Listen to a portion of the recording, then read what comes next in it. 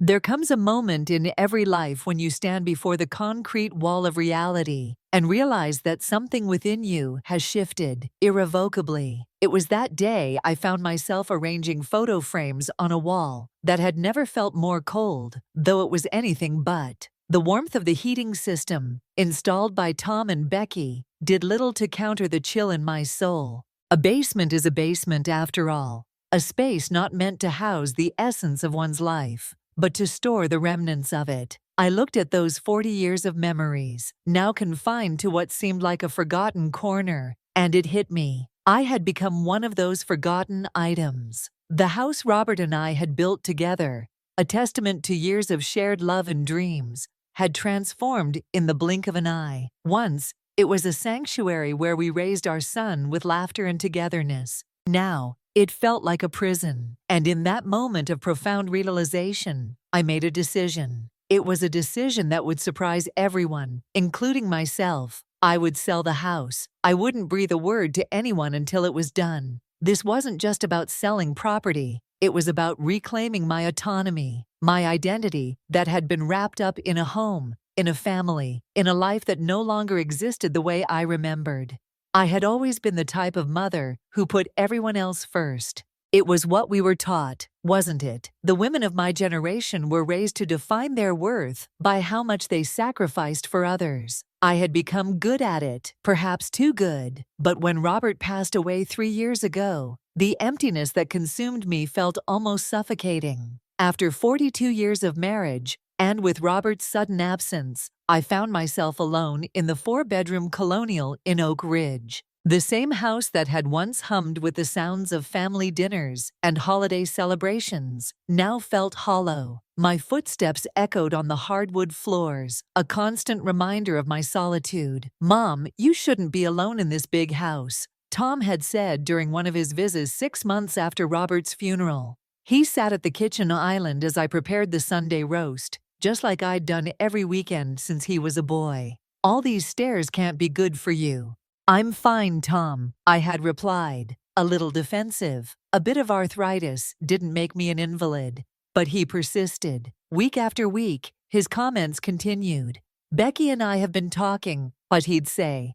"Noah and Lily would love to have you around more. We could help with the property taxes." The property taxes. As though I, the woman who had handled our finances for decades, didn't know how to manage our household. As though Robert hadn't left everything in perfect order, including a life insurance policy that Tom didn't know about. One Robert had insisted I keep private. Some things, he'd said, should stay between us. You never know when you might need something that's just yours. And yet, Tom kept bringing up my unsafe living situation, as if the house that had been our home for over 4 decades was suddenly unsafe. It was the 3rd time he mentioned it, when Becky joined in from the living room.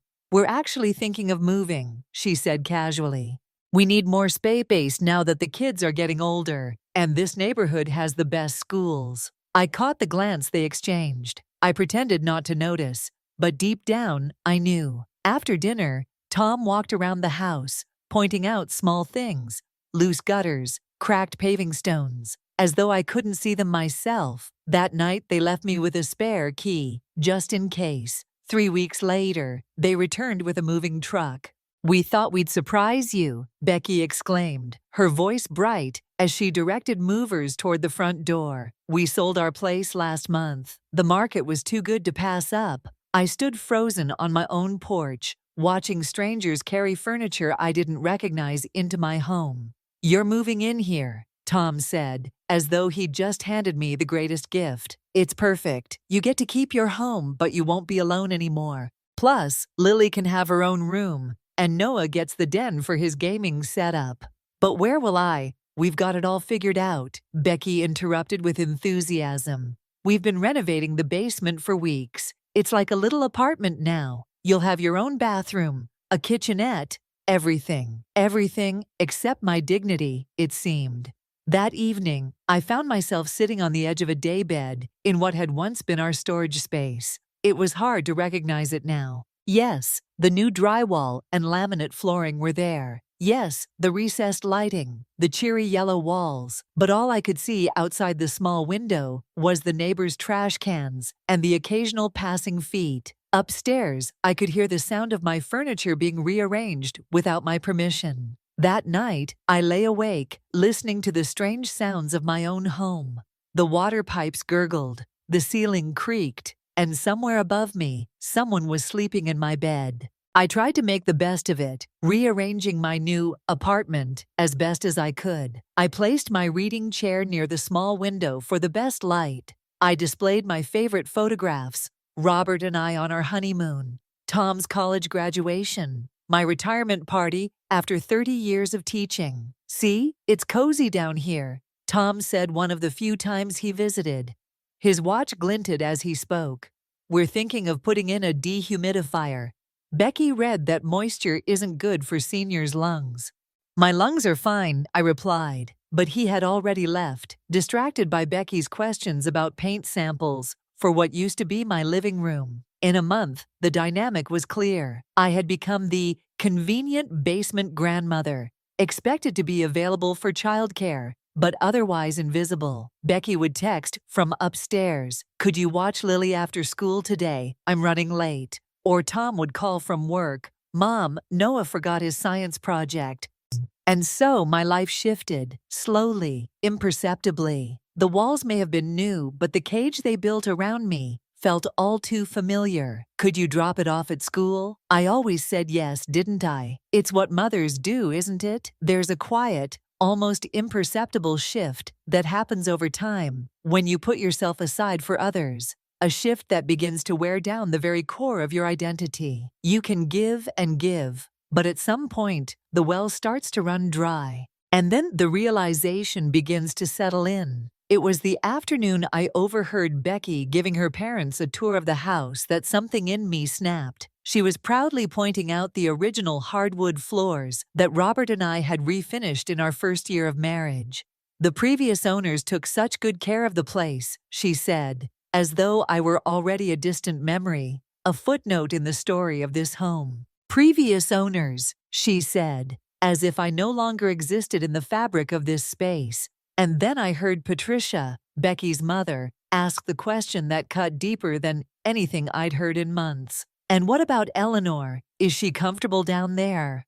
"Oh, she's fine," Becky replied, dismissing my very presence. "She's lucky, really. Most people her age have to move to those depressing senior apartments. This way, we handle all the maintenance, and she gets to stay in her home." But what did home even mean anymore? As if it was still mine. "Technically," Becky continued, "it's our home now, but you know what I mean? Technically." What an interesting word choice. It was as if she were speaking of property, of a piece of land, rather than a life that had been lived, loved, and built. I had never signed a single document transferring ownership. Not once had anyone asked me what I thought, what I wanted, what I needed. And then Richard, Becky's father, lowered his voice, but not enough for me not to hear. "Smart move. Getting in before she needed to sell. Property valued in this neighborhood are only going up. You've set yourselves up nicely for the future." Their future, it seemed, was being built on the foundation of my past, and the thought weighed heavily on me. The next day, I found a note taped to the small refrigerator in my basement kitchenette. "Mom, we're having the Johnsons over for dinner Saturday. Could you make your lasagna? Becky's swamped with work. Thanks." I stared at the sticky note, feeling my chest tighten. The handwriting, Tom's handwriting, was exactly like his father's. The same looping I, the same slant to the letters. But Robert would never have treated anyone like this, least of all me. Robert had valued my happiness above all else. "Promise me you'll have a good life without me, Ellie," he had said in those final weeks. "Promise me you won't let yourself disappear." And yet, here I was, slowly disappearing, a little more each day. Instead of making the lasagna, I walked to the public library. I needed to be somewhere, anywhere, that wasn't underground, somewhere with high ceilings and natural light. The walk was longer than I remembered. I hadn't been out much since the move, and my knees ached by the time I arrived. The library had always been one of my favorite places in Oak Ridge. As a teacher, I had brought my classes here for story hour, watching the children's faces light up as the librarians performed voices for each character. Now, I settled into a comfortable chair by the window, letting the sunlight warm my face. "Eleanor," a voice called. I looked up to see Marcus Wilson, the owner of the small bookstore where I'd bought my classroom supplies for years. He was smiling broadly, holding a stack of books. "I haven't seen you in ages," he said, setting his books down beside me. "How have you been since Robert passed? I've missed your recommendations. You always knew exactly which mysteries were worth reading." Something about his genuine interest struck a chord deep within me. When was the last time someone had asked about me rather than what I could do for them? "I'm managing," I said finally, my voice barely above a whisper. "Though things have changed recently, my son and his family moved in with me." "Well, not exactly with me," I added quickly. "They're upstairs, and I'm in the basement now." The words escaped me, hanging awkwardly between us, and Marcus's smile faded. "They moved you to the basement of your own home?" he asked, his voice thick with disbelief. Put that way, it sounded so much worse, so much clearer. "It's been renovated," I said quickly, feeling the need to defend them, though the words felt hollow. "It has its own bathroom and everything." "Eleanor," Marcus said gently, "that's not right. Robert wouldn't have wanted that for you." "No, he wouldn't have," I whispered, feeling the tears rise in my throat. And in that moment, the mask I had been holding on to for weeks, maybe months, finally cracked. "They're waiting for me to die," I said aloud, the words slipping out before I could stop them. "I've been pretending it's okay, but it's not anymore." And in those words, I heard the truth, the bitter, uncomfortable truth. They were preparing to inherit my life, piece by piece, and I was disappearing. They've planned their future around inheriting my house, and they don't want to wait anymore. Marcus sat with me as I talked, really talked for the first time in months. Preparing and narrating this story took us a lot of time, so if you are enjoying it, subscribe to our channel. It means a lot to us. Now back to the story. He didn't offer solutions or platitudes, just listened as I described how quickly I'd been sidelined in my own life. "You know," he said when I finally fell silent, "my sister went through something similar with her daughter, moved in to help, then gradually took over. It took her 2 years to work up the courage to leave." Leave. The word felt foreign in my mouth. But where would I go? "This is my home," is it, Marcus asked? "Or has it become their home with you as a tenant?" I didn't have an answer for that.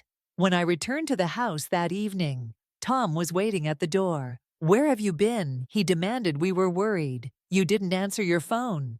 I hadn't even realized my phone was in my purse, silenced from my library visit. "I went for a walk," I said, moving past him toward the basement door. "I needed some fresh air." "Mom, you can't just disappear like that. What if something had happened to you?" His concern would have touched me once. Now I wondered how much of it was genuine. How much was fear of losing his convenient childcare arrangement? "I'm fine. Tom, I'm not an invalid, remember?" "Of course not," he backpedaled. "But at your age, my age," I repeated. "I'm 68, not 98. Your father was still running marathons." At my age, an uncomfortable silence fell between us. Robert had always been the buffer in our relationship, the translator who helped us understand each other. Without him, we'd lost that connection anyway. Tom said, clearing his throat. "Becky was wondering about that lasagna for Saturday." "I'll handle it," I said, walking down the basement steps. That night I couldn't sleep.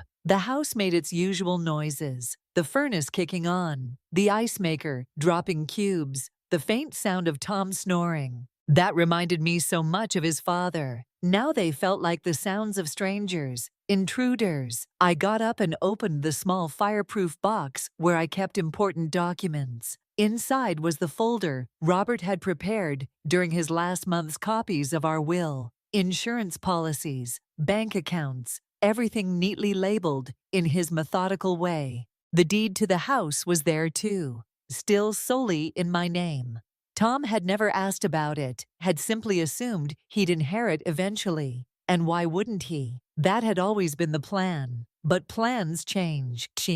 People change. I thought about what Marcus had said. Is it still your home? The answer was becoming clearer by the minute. The next morning, instead of preparing breakfast for Noah and Lily, as usual, I got dressed in my best slacks and blouse and walked to the bus stop. I had an appointment to keep one I'd made from the library the day before. Mrs. Martinez, the real estate agent, stood as I entered her office. I'm Janet Kim. We spoke on the phone yesterday. Yes, I said, sitting down across from her desk. I'd like to know what my house is worth and how quickly it could be sold. Janet's eyebrows rose slightly. Of course, but correct me if I'm wrong. Didn't you mention that your son and his family are currently living there? They are without a lease or any legal arrangement. I placed the deed on her desk. The house is solely in my name. My late husband and I paid off the mortgage 15 years ago. Understanding dawned in her eyes. I see. Well, in that case,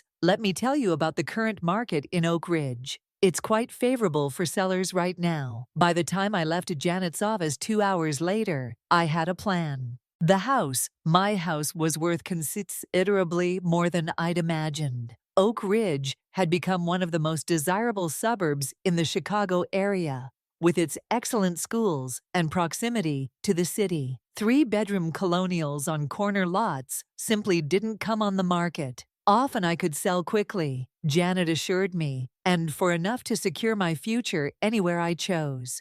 As I walked back from the bus stop that afternoon, I saw my home through new eyes, not as the place where my memories lived, but as an asset that could fund my freedom. The weeping cherry tree Robert and I had planted on our 10th anniversary was in full bloom, pink petals, carpeting the lawn. I stopped to touch its trunk, feeling the rough bark under my fingers. I'm sorry, I whispered, but I think it's time for me to go that evening. As I prepared the lasagna Tom had requested, I heard them all upstairs, Noah playing video games too loudly, Lily practicing her recorder off-key, Becky on a work call pacing back and forth above my head, Tom watching sports with the volume turned high, the sounds of a family living their life, building their memories without me. I layered noodles and sauce with mechanical precision, my mind elsewhere. I was already calculating, planning. The real estate agent had suggested I view properties before listing the house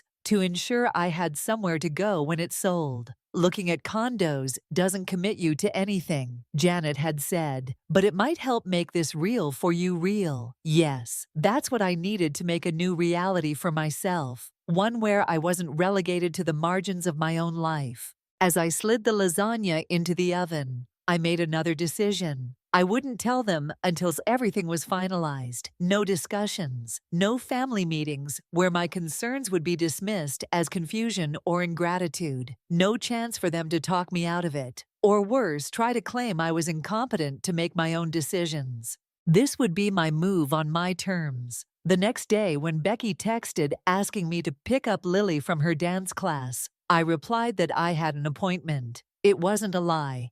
I was meeting Janet to look at properties in Lakeshore Village, a community 30 minutes away that catered to active seniors. Can't you reschedule? Becky texted back immediately. I have a client meeting I can't miss. I'm sorry, but no. I wrote, feeling a strange thrill at those simple words of refusal. You'll need to make other arrangements. My phone buzzed repeatedly after that, but I turned it off for the first time in months. Maybe years. I was putting myself first. Lakeshore Village wasn't what I expected. Instead of the institutional feel I'd feared, I found an attractive community of condos and townhomes built around a small lake. The units were modern and bright, with wide doorways and accessible features that didn't scream, old people live here. Most of our residents are downsizing from family homes. The community manager explained, as she showed me a 2-bedroom condo with a balcony overlooking the water. They want less maintenance, but aren't ready for assisted living. The condo was smaller than I was used to, but everything about it felt open and airy. The opposite of my basement apartment, large windows let in abundant natural light. The kitchen was compact, but efficiently designed. And best of all, there was a community garden where residents could have their own plots. My husband and I always gardened together. I told the manager, "I've missed having my hands in the soil. We have several avid gardeners here." She replied, "They're always looking for new members for their club."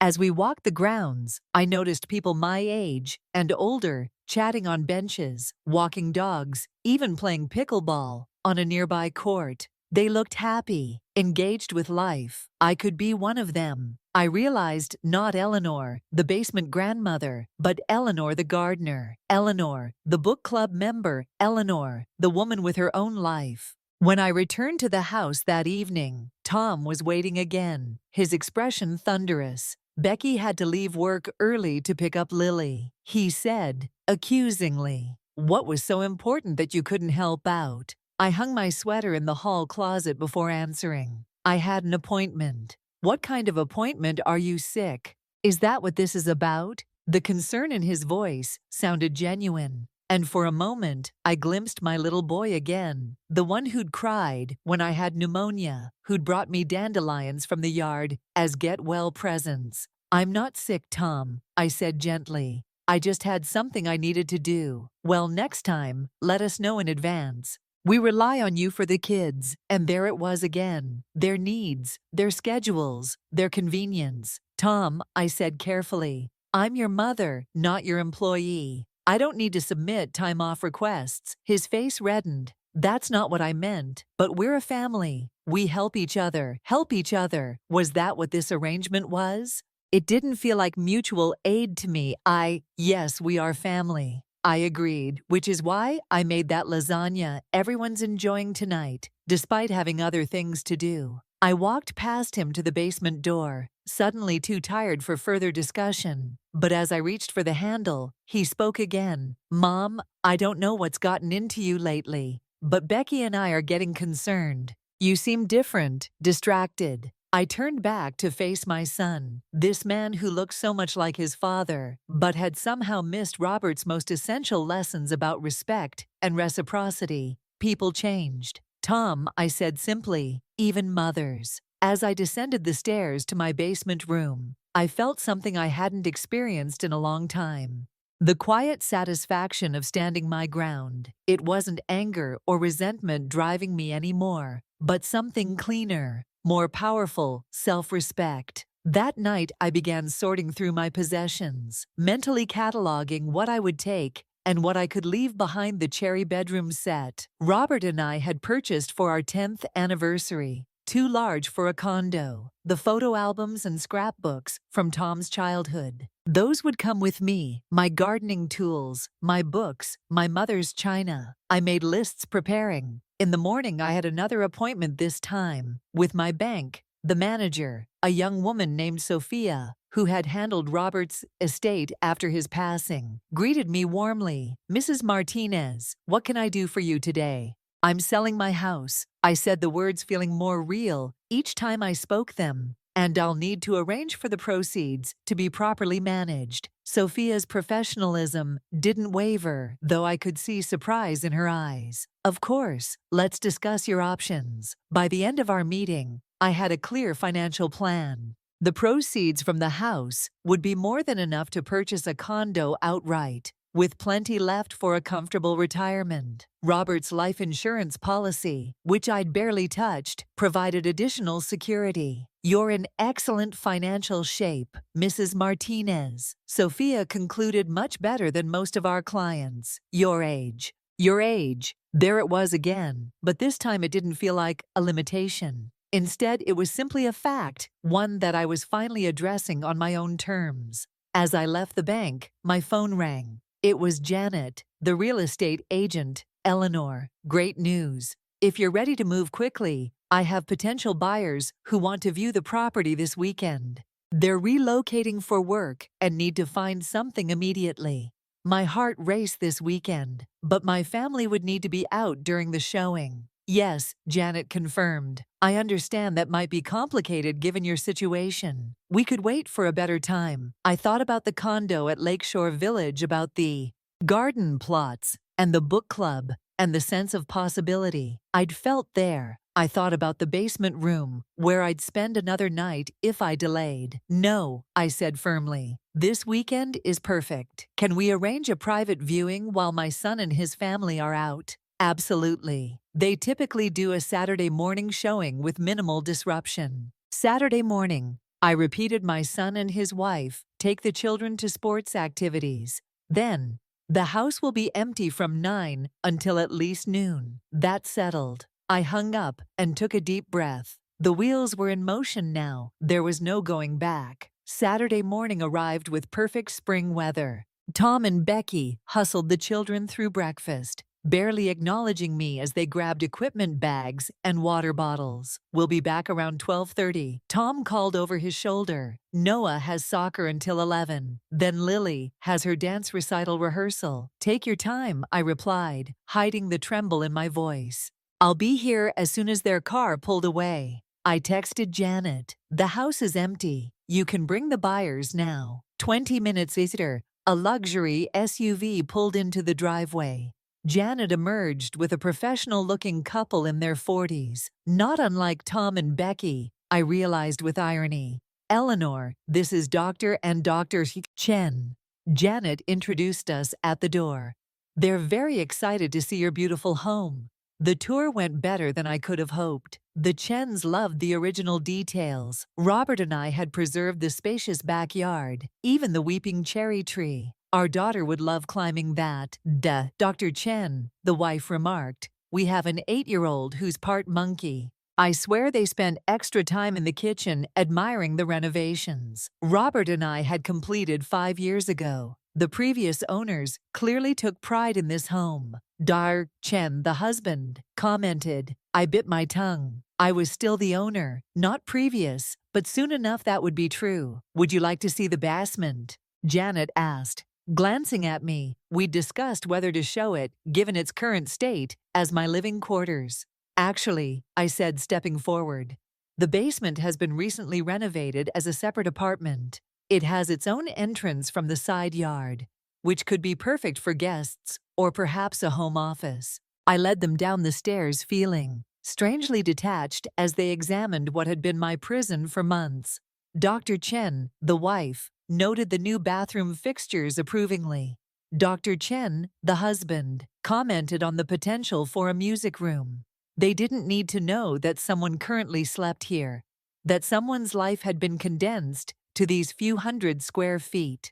After the Chens left, Janet stayed behind, her expression hopeful. "They're very interested," she said. "I wouldn't be surprised if we receive an offer today." "Are you sure you're ready for this?" Was I ready to reclaim my life, to stand on my own terms, to disappoint the people who had disappointed me so thoroughly? "I'm ready," I said, more than ready. Sure enough, the offer came through before Tom and the family returned home. It was more than Janet's suggested asking price. The Chens were eager to avoid a bidding war in the competitive market. They'd like to close in 30 days. Janet explained. "Is that timeline acceptable?" 30 days, 1 month to untangle myself from this house, to find the courage to confront my son, to start again at 68. "It's perfect," I said, signing the acceptance form. "Absolutely perfect." I spent the afternoon in a state of nervous anticipation, washing dishes that didn't need washing, reorganizing books that were already alphabetized. Every sound from outside made me jump a car door, voices on the sidewalk certain. It was Tom and his family returning early to catch me in the act of selling their inheritance out from under them. But they arrived precisely when expected, bursting through the front door in a flurry of sports equipment and weekend plans. "Noah scored 2 goals today," Tom announced, dropping his keys in the bowl by the door, the same bowl that had held Robert's keys for 40 years. "The coach says he might make the travel team next season." "That's wonderful," I replied, trying to keep my voice steady. "How was the dance rehearsal, Lily?" My granddaughter twirled across the living room in demonstration, narrowly missing the coffee table. "Ms. Shannon says I'm the best flower in the whole recital." "Of course you are," I said, genuinely warmed by her enthusiasm. Despite everything else, Becky swept in last, arms full of grocery bags. I picked up steaks for dinner. She announced Tom's parents are stopping by later. I told them you'd make that potato salad. They like, not a question, not even a request, simply an assumption that I was available, willing, and at their disposal. Any other day, I would have nodded and headed for the kitchen. Today, something shifted. Actually, I said, I have plans this evening. Becky paused halfway to the kitchen, turning back with a bemused expression. Plans on Saturday night. The surprise in her voice stung. Was it so unthinkable that I might have a life beyond their needs? Yes, I replied simply. I'm meeting a friend for dinner. A friend. Tom appeared from the hallway where he'd been hanging up jackets. What friend? I thought of Marcus, who'd been so understanding at the library. But the truth was, I hadn't made any actual plans yet. Helen, I said, naming my former teaching colleague, who I hadn't seen in months. We're meeting at Green Street Cafe at 6. The lie slipped out easily, surprising me. I'd never been a good liar. Robert could always tell when I was bending the truth, even about small things like birthday surprises. But Tom just looked confused. Since when do you go out to dinner? And who's watching the kids, Mom? You know we were counting on you tonight. I'm watching them. Becky interjected, her tone clipped. Your parents will be here by 7. We'll be fine. There was a moment of uncomfortable silence, broken only by the sounds of Noah's video games starting up in the living room. Well, I should get ready, I said, moving toward the basement door. Mom, Tom called after me. Is everything okay? You've been acting strange lately. I paused, one hand on the door frame. Everything's fine, I assured him. I'm just keeping a dinner date downstairs. I sat on the edge of my bed and called Helen when she answered. I spoke without preamble. Helen, it's Eleanor. I need a tremendous favor. Can you meet me for dinner in an hour at Green Street Cafe? I'll explain everything when I see you. There was a pause, then Helen's warm, familiar laugh. Eleanor Martinez. This is the most interesting phone call I've had all month. Of course, I'll meet you. I want to hear whatever story makes you sound. This mysterious relief flooded through me. I hadn't realized until that moment how desperately I needed an ally. Someone outside the situation who knew me before I became the convenient basement grandmother. I dressed with unusual care that evening, choosing a blue blouse that Robert had always loved, and the pearl earrings he'd given me for our 30th anniversary. Looking in the mirror, I saw glimpses of my younger self, the woman who had walked into Oak Ridge Elementary each morning with purpose and confidence, who had stood in front of hundreds of children over the years and helped shape their futures. When had I forgotten her? I emerged from the basement to find Tom's in-laws, Richard and Patricia Davis, already in the living room. Patricia was fussing over Lily's hair, while Richard and Tom discussed some sporting event on the television. Becky was in the kitchen looking harried as she sorted through the refrigerator. Oh, good. You're up, she said when she spotted me. Could you start the potatoes before you go? I can't find your recipe anywhere. I'm sorry, but I need to leave now to meet. I'm running late. As it is, Becky's expression tightened. But Richard and Patricia were looking forward to your potato salad. I'm sure they'll enjoy whatever you make, just as much, I said, surprised by the firmness in my voice. I'll be back later tonight. Don't wait up. As I walked out the front door, my front door, I felt the weight of their stares on my back. But for the first time in months, I was walking taller. Green Street Cafe was busy for a Saturday evening, its outdoor patio filled with couples and families, enjoying the mild spring weather. Helen was already at a corner table, waving enthusiastically when she spotted me. Eleanor, she exclaimed, standing to embrace me. You look wonderful. It's been too long. As we settled into our seats, Helen studied me with the shrewd gaze that had made her such an effective fifth-grade teacher. Now, she said, tell me what's going on, and don't leave anything out. The story poured out of me over appetizers and wine. How Tom and Becky had moved in, how quickly I'd been relegated to the basement, how they clearly expected to inherit the house, and finally how I'd secretly arranged to sell it. The buyers made an offer today.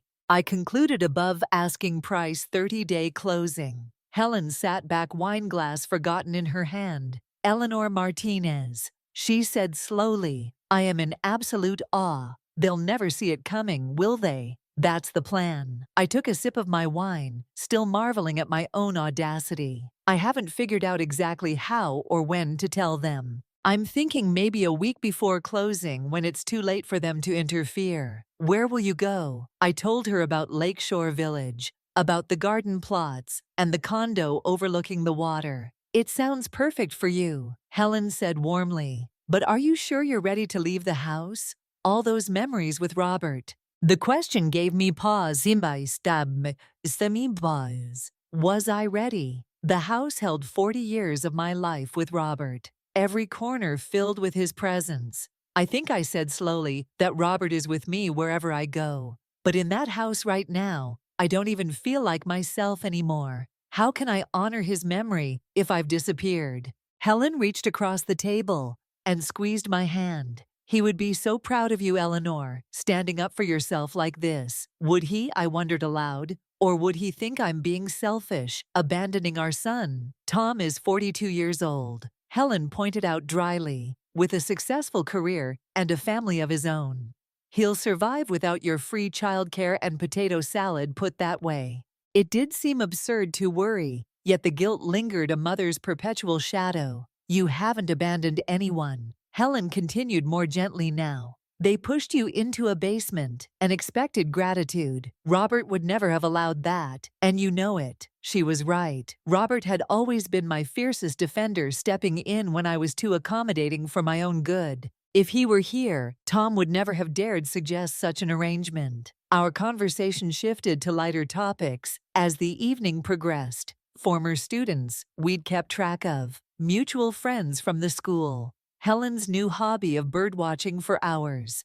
I wasn't mom or grandma or the previous owner. I was just Eleanor, enjoying dinner with a friend. When I finally returned home shortly after 10, the house was quiet, except for the muted sound of the television from the master bedroom, my old bedroom. I slipped down to the basement unnoticed, feeling oddly like a teenager, sneaking in past curfew rather than the homeowner returning to her own property. But soon I reminded myself, as I got ready for bed, I wouldn't be sneaking around anymore. Soon I would be starting over on my terms. The following week passed in a blur of quiet preparations. I sorted through my possessions during the day, while everyone was out deciding what to keep and what to let go. Each evening I carried a small bag of important papers or irreplaceable mementos to my car, stashing them in the trunk for safekeeping. I met with Sophia at the bank again to arrange for the proceeds from the house sale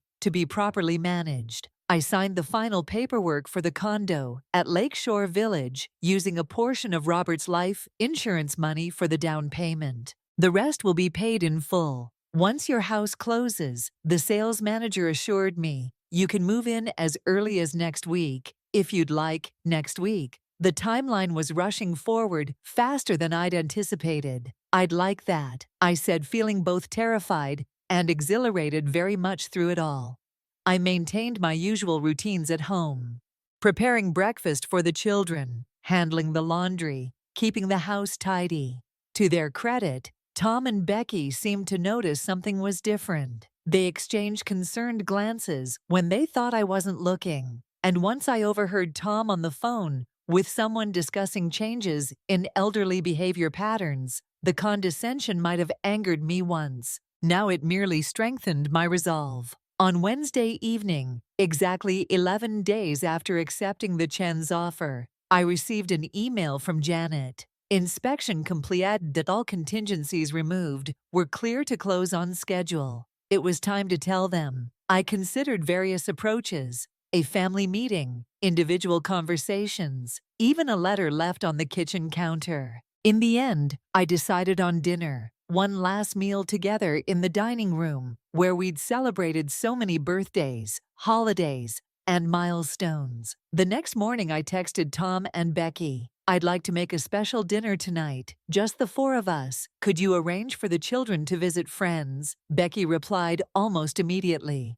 Is everything okay? Special dinner on a Thursday. Seems odd. Everything is fine. I wrote back, I just want to talk to you both about something important. I spent the afternoon preparing Robert's favorite meal, roast beef with Yorkshire pudding, roasted vegetables, and homemade rolls. It seemed fitting somehow, as if his presence might make this easier. "Smells amazing in here," Tom commented when he came home from work. "What's the occasion?" "No occasion," I replied, sliding the rolls into the oven. "Just thought it would be nice to have a good meal together." Becky arrived half an hour later, looking harried. "The Wilsons can only keep Lily until 8, she announced, dropping her briefcase on the counter. "And Noah's at Jake's house, but we need to pick him up by 9. "That's fine," I assured her. "This won't take long." Her eyebrows rose. "So there is something going on. Let's talk over dinner," I suggested, turning back to the stove. "It's almost ready." We gathered around the dining table, the same table where Robert and I had played board games with Tom as a child, where we'd helped him with his homework, where we'd discussed colleges and careers, and his engagement to Becky. So many important conversations had happened at this table. This would be the last. "This looks fantastic, Mom," Tom said, serving himself generously. "You didn't have to go to all this trouble." "It's no trouble," I replied. "I wanted to do something special before I move out." The words hung in the air as Tom and Becky froze, forks halfway to their mouths. "Move out," Tom repeated. "Finally, what are you talking about?" I took a deep breath. "I've bought a condo at Lakeshore Village. I'll be moving there next week." Silence stretched between us, broken only by the ticking of the grandfather clock in the corner. Another piece I'd have to decide whether to take or leave behind. "But why?" Becky asked, her voice unnaturally high. "I thought the whole point of us moving in was so you wouldn't have to leave your home." "This hasn't felt like my home since I moved to the basement," I said quietly. Tom's face flushed. "The basement was your idea, Mom. You said you wanted your own space. Remember?" "Did I?" Perhaps in some twisted version of events, I'd agreed to the arrangement to avoid conflict, but I certainly hadn't suggested it. "Regardless," I continued, "I've made my decision. The condo is lovely. It has a balcony overlooking the lake, and there's a community garden where I can grow tomatoes again." "But what about the kids?" Becky demanded. "They need you here." "And what about the house? You can't just walk away from the home Dad built for us." "Actually," I said, setting down my fork, "that brings me to the other thing I needed to tell you. I've sold the house." The silence that followed was absolute. Even the grandfather clock seemed to hold its breath. "You what?" Tom's voice was dangerously quiet. "I've sold the house," I repeated, "to a lovely couple, both doctors. They have an 8-year-old daughter who will love climbing the cherry tree in the backyard." "You can't do that," Becky spluttered. "We live here now. We have rights." "You don't actually," I said, maintaining a calm. "I didn't entirely feel your names aren't on the deed, and we never established a formal rental agreement. Legally, the house is mine to sell." Tom pushed back from the table, his chair scraping loudly against the hardwood floor. "This is insane. You're not thinking clearly, Mom. You can't just sell a house out from under your own family. The sale closes in 19 days. I continued, ignoring his outburst. "The new owners will take possession immediately after I wanted to give you enough notice to find a new place." 3 weeks? Becky's voice rose to a near shriek.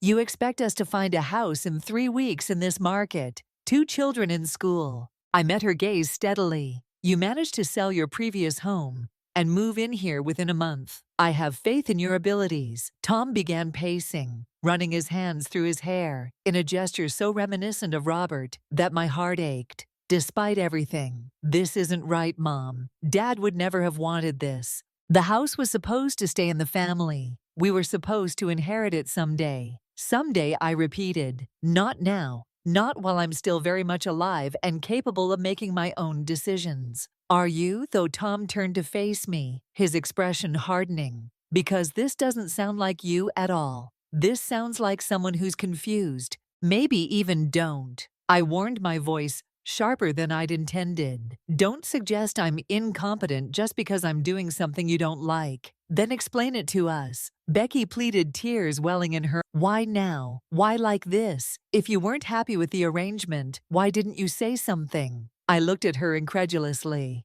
Would you have listened? When have either? Have you asked what I wanted since you moved in? When have you treated me as anything other than a convenient basement-dwelling caretaker? That's not fair, Tom protested. We gave you your own space, your own bathroom, your own kitchenette in the basement. I finished for him while you took over the home I built with your father, moved my things without asking, and treated me like a tenant in my own house. We were trying to help you, Becky insisted. You were all alone after Robert died. We thought you'd be grateful for the company, for being able to see the kids every day. Grateful, I repeated. Yes, that's exactly what I was supposed to be. Wasn't it grateful for being pushed aside? Grateful for being available whenever you needed childcare? Grateful for being allowed to stay in the house I've owned for 40 years. Tom collapsed back into his chair looking stunned. Is that really how you see it? That we've been taking advantage of you, haven't you? No one spoke for several long moments. The food grew cold on our plates, the special dinner forgotten in the weight of revelations.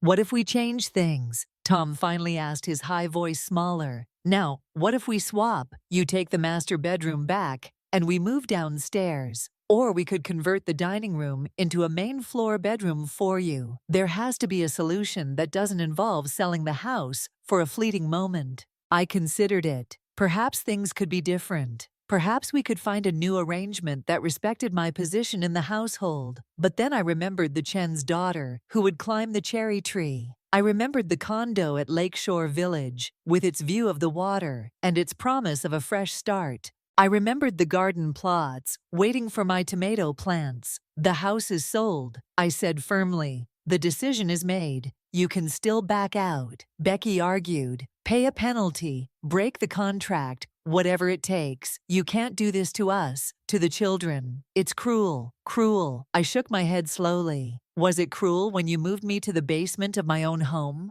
Was it cruel? When you referred to me as the previous owner while giving your parents a tour, was it cruel when you made plans for your future based on my death? Becky flinched as if I'd slapped her. I never said anything about your death. You didn't have to. It was implied in every decision, every assumption about your house, every conversation about when the house is yours. Tom placed his head in his hands. Mom, please. This is our home now, too. The kids are settled in school. We've made renovations. We've put down roots here. You can't just uproot all of that because you're feeling slighted. Slighted. I repeated the word, tasting bitter on my tongue. Is that what you think this is about? Hurt feelings. Then what is it about? He demanded revenge. Punishment, making us suffer because you weren't getting enough attention. The accusation stung, but I took a deep breath before responding. It's about respect, Tom. It's about having the agency to make my own decisions about my own life and property.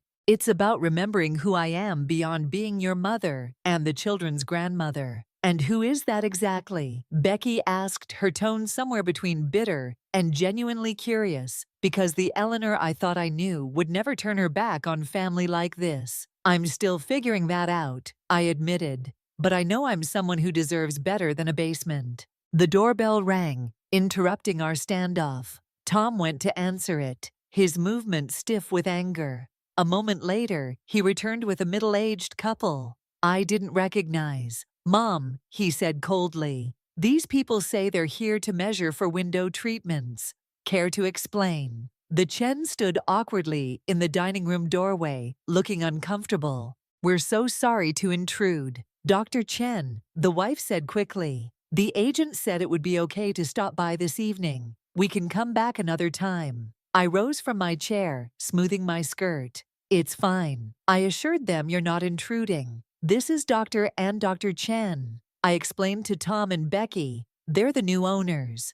The look on Tom's face shifted from disbelief to betrayal. You invited them here tonight. They're on a tight schedule with their relocation. I explained, and I thought it might be good for you to meet them, to know who will be caring for the house next. Unbelievable, Becky muttered, pushing away from the table. I can't do this right now. She stormed out of the room, brushing past the Chens without acknowledging them. Tom remained frozen in place, his expression unreadable. Perhaps we should come back another time. Dr. Chen, the husband, suggested, clearly sensing the tension. No need, I said, gesturing for them to enter. Let me show you the windows you were asking about. The living room gets beautiful morning light. I guided them through the house, pointing out features and answering questions, while acutely aware of Tom following several paces behind, silent and seething. The Chens, to their credit, maintained polite professionalism, despite the obvious awkwardness of the situation.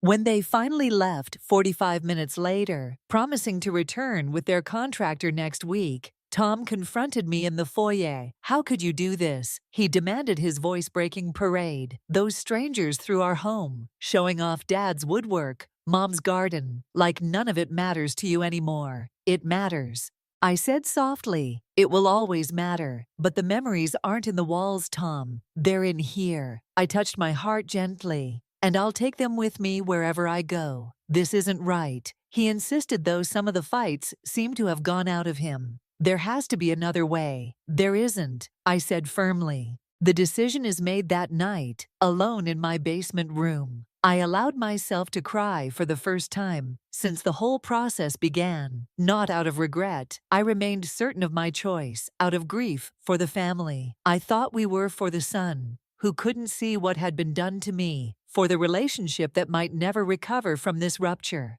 The next morning, I woke to unusual silence from upstairs. No thumping footsteps, no children's voices, no kitchen sounds. When I finally ventured up to make coffee, I found a note on the counter in Tom's handwriting. Staying at Becky's parents' house until we figure things out. We'll be back tomorrow to start packing. The house felt eerily empty without them. A preview of what was to come. Once I moved him out as well, I wandered from room to room, touching familiar surfaces. The banister Robert had refinished by hand, the window seat where I'd read stories to Tom, the kitchen counters where I'd taught him to bake cookies. For a moment, doubt crept in. Was I doing the right thing? Was I throwing away my last connection to Robert, to our life together? As if an answer, my phone chimed with a text from Janet, just checking in. The closing is on track for the 12th.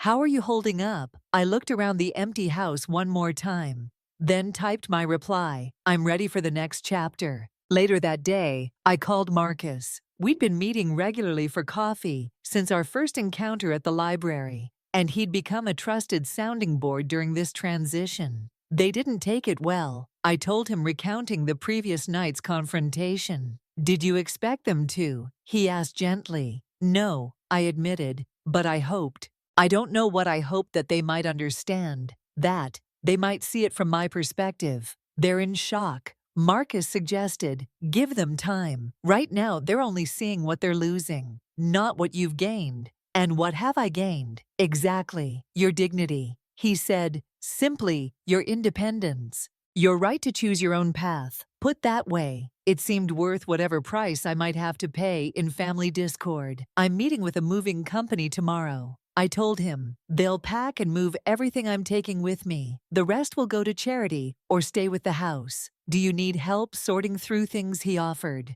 My sister found it helpful to have someone objective when she was downsizing. His kindness brought unexpected tears to my eyes. That would be wonderful, I managed to say. There's so much history in this house, so many decisions to make. I'll be there first thing tomorrow, he promised. We'll tackle it together. When I hung up, I felt lighter somehow. Perhaps it was knowing I had support during this difficult transition. Perhaps it was simply the relief of having my decision out in the open. At last, the house around me was still the same walls that had watched Tom grow from infant to man, the same rooms where Robert and I had built our life together, but something fundamental had shifted inside me. For the first time in years, perhaps decades, I was prioritizing my own needs, my own future. It wasn't selfishness. I decided it was self-preservation. And at Sicky Date, I was finally learning that the two were not the same thing at all. I spent the afternoon making lists, what to take, what to leave, what to give away. When I reached Robert's things, I hesitated. We'd left his clothes untouched after his death, his reading glasses still on the bedside table. His favorite coffee mug in the cabinet moving would mean finally confronting these remnants,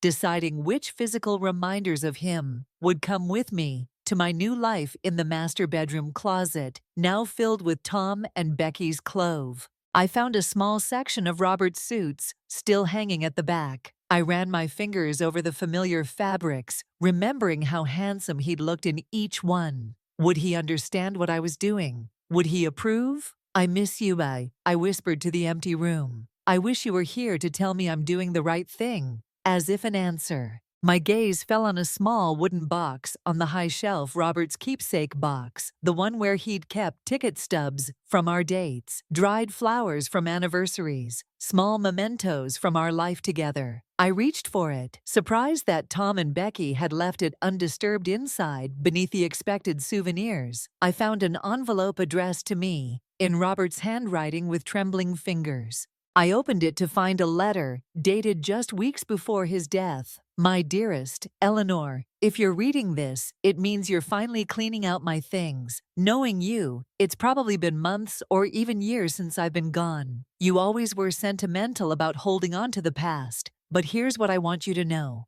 The past is just memory. The future, even without me, is still yours to create. Don't stay frozen in time, out of loyalty to what we had. Don't let our home become a museum to a life that's ended. Whatever you decide to do, sell the house, travel the world, adopt 17 cats. Know that you have my blessing. The only promise I want you to keep is the one about living a good life without me.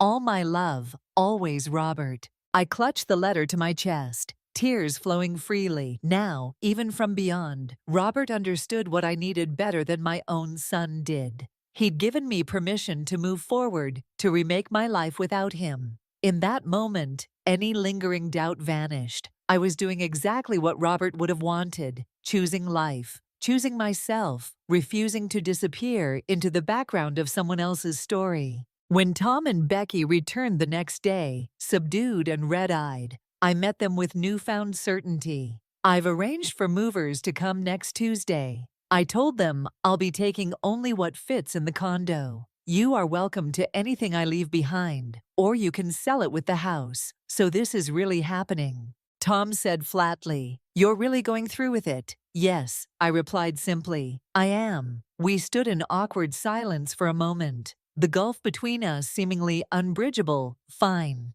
he said finally. "We've found an apartment we can lease short-term while we look for a house. We'll be out by the closing date." "Thank you," I said, genuinely relieved that they weren't going to fight me further. "Don't thank me," he replied bitterly. "I'm not doing this for you. I'm doing it because I don't have a choice." As they headed upstairs to begin packing, Becky paused on the landing. "For what it's worth," she said quietly, "I'm sorry if we made you feel less than welcome in your own home. That was never our intention." It wasn't exactly an admission of wrongdoing, but it was something, a small acknowledgement that perhaps they hadn't handled things as well as they might have. I know I said because in my heart I did. They hadn't acted out of malice, just selfishness and convenience. They'd seen an opportunity and taken it, never stopping to consider how it might feel. From my perspective, the next 2 weeks, Marcus came daily, helping me sort through 40 years of accumulation with patience and insight. "Keep only what brings you joy or serves a purpose in your new life," he advised, quoting some organizational guru he'd read.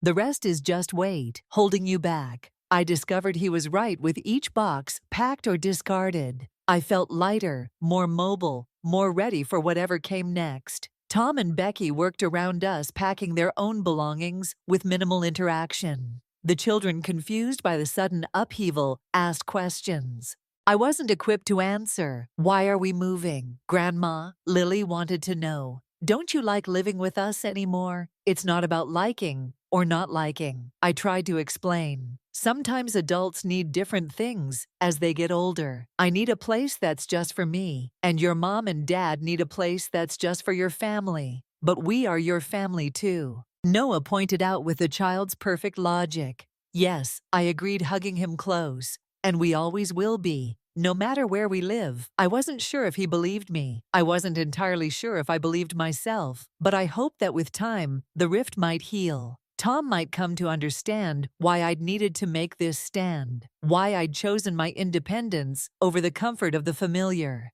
3 days before the closing, I stood in my nearly empty basement room, surveying what remained. Most of my possessions were already at the condo, arranged in my new space, with Marcus's helpful eye for design. What little was left would go in my car tomorrow for the final trip. The house above me was similarly emptied, Tom and Becky having moved most of their things to their temporary apartment. They'd be back tomorrow for the last load, and then that would be it. The end of the Martinez family's time in this house. I sat on the edge of the bare mattress, feeling strangely peaceful. The anger that had driven my decision had faded, replaced by a quiet certainty that I was doing what was right for me, not out of spite, not out of revenge, but out of self-respect and the desire for a life that was truly mine. My phone buzzed with a text from Marcus. "How's it going over there? Need help with anything tomorrow?" I smiled at his thoughtfulness. "All under control." I replied, "But thank you. Maybe dinner tomorrow at the new place."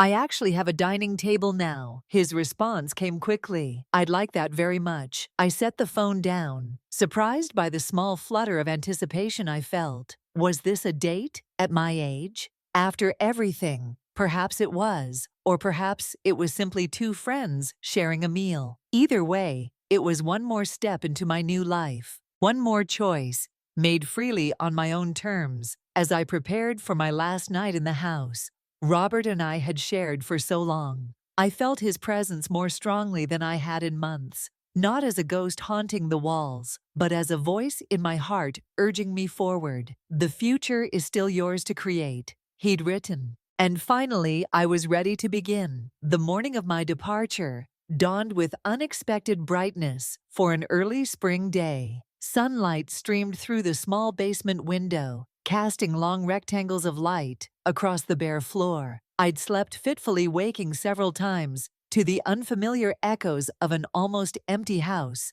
and the weight of what today would bring. My phone alarm chimed at 6, an old habit from teaching days that I'd never broken. I silenced it and lay still for a moment, listening to the house. No footsteps overhead, no children's voices, no kitchen sounds. Tom and Becky had taken the kids to the apartment yesterday after moving the last of their essential belongings. They'd return later today for final items, but for now, I had the house to myself. I rose and made my way upstairs for the last time as the owner of this home. The kitchen, stripped of family photos and personal touches, felt strangely impersonal, more like a model home than the place where I'd prepared thousands of meals over the decades. Only the old coffee maker remained on the counter, left for this final morning. As the coffee brewed, I walked through each room one last time. The living room where Robert and I had decorated Christmas trees and helped Tom with science projects.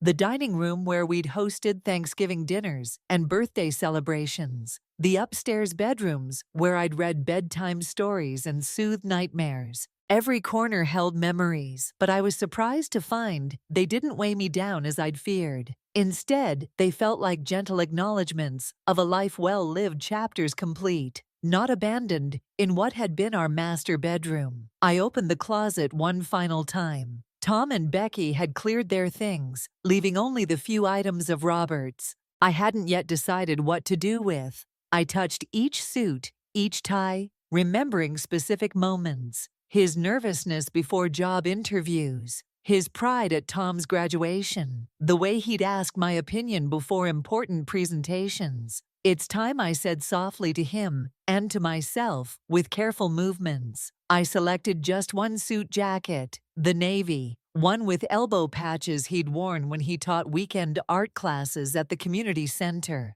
The rest I left for donation, knowing someone else would give them new purpose. Back downstairs, I poured coffee into my travel mug and called Marcus. He'd insisted on helping with the final move, despite my protests that the remaining items would fit in my car. "I'm heading out now," he answered on the first ring. "Need anything else before I come over?" last-minute boxes, breakfast. Just your company, I replied, surprised by the ease with which the words came. Everything else is ready. While waiting for Marcus, I sat on the bottom porch step, cradling my coffee and watching the neighborhood come alive. Mrs. Peterson from across the street collected her newspaper in a floral robe. The Collins boys raced their bikes down the sidewalk, late for something as usual. The Schmidt's golden retriever barked enthusiastically at a passing squirrel for 40 years. This had been the backdrop of my life. Familiar, comfortable, predictable. Now, I was voluntarily stepping into the unknown. A car pulled into the driveway, and Marcus emerged with 2 paper bags from Green Street Cafe and a bouquet of daisies, moving day breakfast. He announced, climbing the steps to join me, and flowers for your new home. The simple gesture brought unexpected tears to my eyes. Thank you, I managed, accepting both offerings. I wasn't expecting a proper send-off. He smiled, settling beside me on the step. This is a big day, Eleanor, a brave one. It deserves recognition. We ate pastries and drank coffee on the porch, watching the neighborhood fully awaken. Marcus didn't rush me, didn't fill the silence with unnecessary chatter. He simply sat companionably as I absorbed these final moments. Are you having second thoughts? He asked eventually, noting my contemplative mood. Not exactly, I replied, considering the question carefully, more like acknowledging that endings are always a little sad, even when they're the right thing. He nodded, understanding without needing further explanation. Ready whenever you are. We loaded the last few boxes and bags into our respective cars. My final sweep of the house confirmed what I already knew. There was nothing left that I couldn't bear to leave behind at the front door. I paused only briefly before locking it and placing the key under the mat where Janet would find it later to give to the Chens at closing. Marcus followed me as I drove across town to Lakeshore Village. The 15-mile journey felt symbolic somehow, not far in distance, but immeasurable in significance. With each mile, the tension in my shoulders eased a little more, as if I were physically leaving behind the weight of expectations and obligations that had defined me. For so long, the community looked even more welcoming than I remembered. Spring flowers blooming in carefully tended beds along the entrance drive. Several residents waved as we pulled into the visitor parking area near my new condo.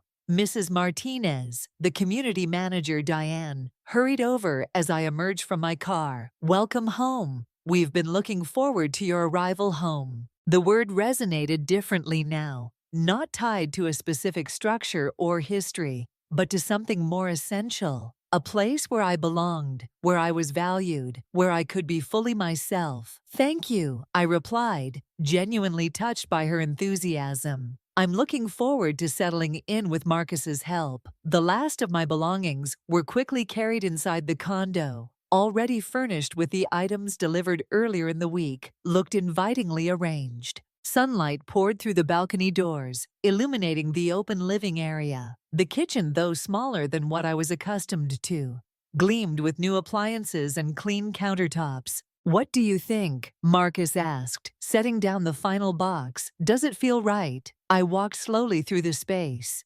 running my fingers along the back of my reading chair, now positioned perfectly by the window, overlooking the Lake Roberts landscape. Paintings carefully selected from our collection adorned walls that had never known us as a couple, but somehow didn't feel alien. It feels like possibility, I said finally, like a blank page rather than the end of a book. Marcus smiled. That's a good way of looking at it. Diane returned with a welcome basket and a folder of information. We have a community dinner tonight at 6 in the clubhouse. She explained, it's nothing formal, just a chance for new residents to meet their neighbors. I hope you'll join us. After she left, Marcus helped me unpack the last few boxes, while I arranged Robert's suit jacket in the closet beside my clothes. The physical work of settling in, hanging pictures, arranging books, finding homes for cherished objects anchored me in the present moment, preventing melancholy from taking hold. "Will you come to the dinner with me tonight?" I asked as we broke down the empty boxes. "I'm not sure. I'm ready to walk into a room full of strangers alone." "I'd be honored," he replied, his expression warming. "Though I suspect you won't need moral support for long. You have a gift for connecting with people."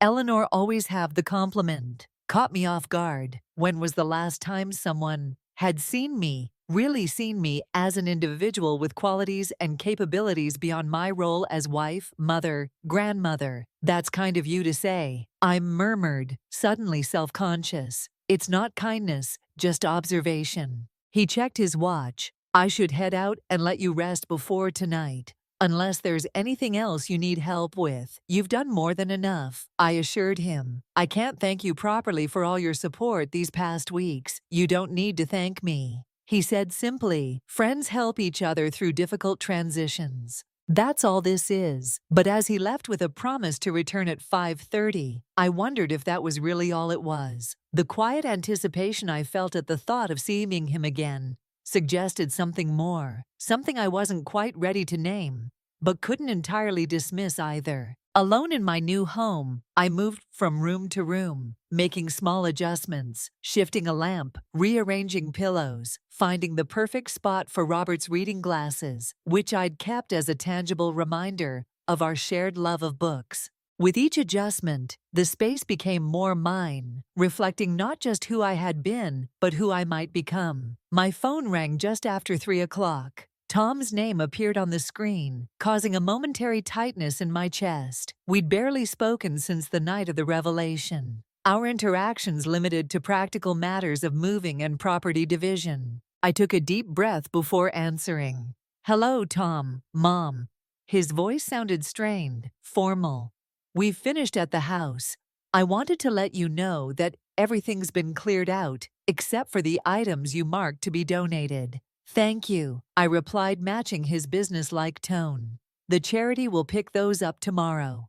A pause stretched between us, filled with all the things neither of us seemed ready to say, so he finally continued. "You're at the new place now." "Yes, just finished unpacking the last few things, and it's nice everything you hoped." The halting question revealed a glimpse of the sun. I knew the one who, despite everything, still cared about my well-being. "It's lovely," I said, my voice softening. "The balcony overlooks the lake. I can watch the sunset from my living room." "That's good." Another pause. "Listen, Mom, about everything that happened." "Tom," I interrupted gently, "we don't need to do this now. It's been an emotional time for everyone. Maybe we all need a little space to adjust to the new normal." He sighed, a sound heavy with unresolved feelings. "Maybe you're right. I want you to know that despite how it might seem, we never meant to make you feel unwanted or unappreciated. I know that I acknowledged intentions and impact aren't always the same thing." "Yeah." He was quiet for a moment. "The kids are asking when they can see your new place."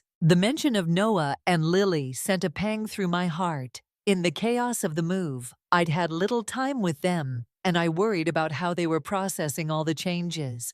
Anytime I said quickly, "They're always welcome." "You all are. Once you're ready, maybe next weekend after everyone's had a chance to settle." "I'd like that." After we hung up, I sat on the balcony watching boats skim across the lake's surface. The conversation with Tom hadn't resolved anything, but it felt like the beginning of something, a tentative bridge across the chasm that had opened between us. At precisely 5:30, Marcus arrived for the community dinner, looking more polished than usual, in a navy blazer and crisp white shirt.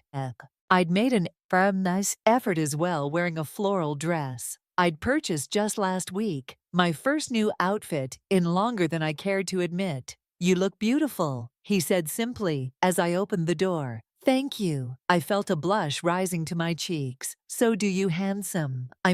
He offered his arm with an old-fashioned gallantry that made me smile. "Shall we go meet your new neighbors?" The community clubhouse was a short walk from my condo, situated on a rise overlooking the lake. Inside, about 30 residents had gathered for dinner, their conversations creating a pleasant buzz of social energy. Diane spotted us immediately and hurried over to make introductions. "Everyone, this is Eleanor Martinez, our newest resident, in Lakeside Building C, she announced. Eleanor was a teacher for 30 years before retiring.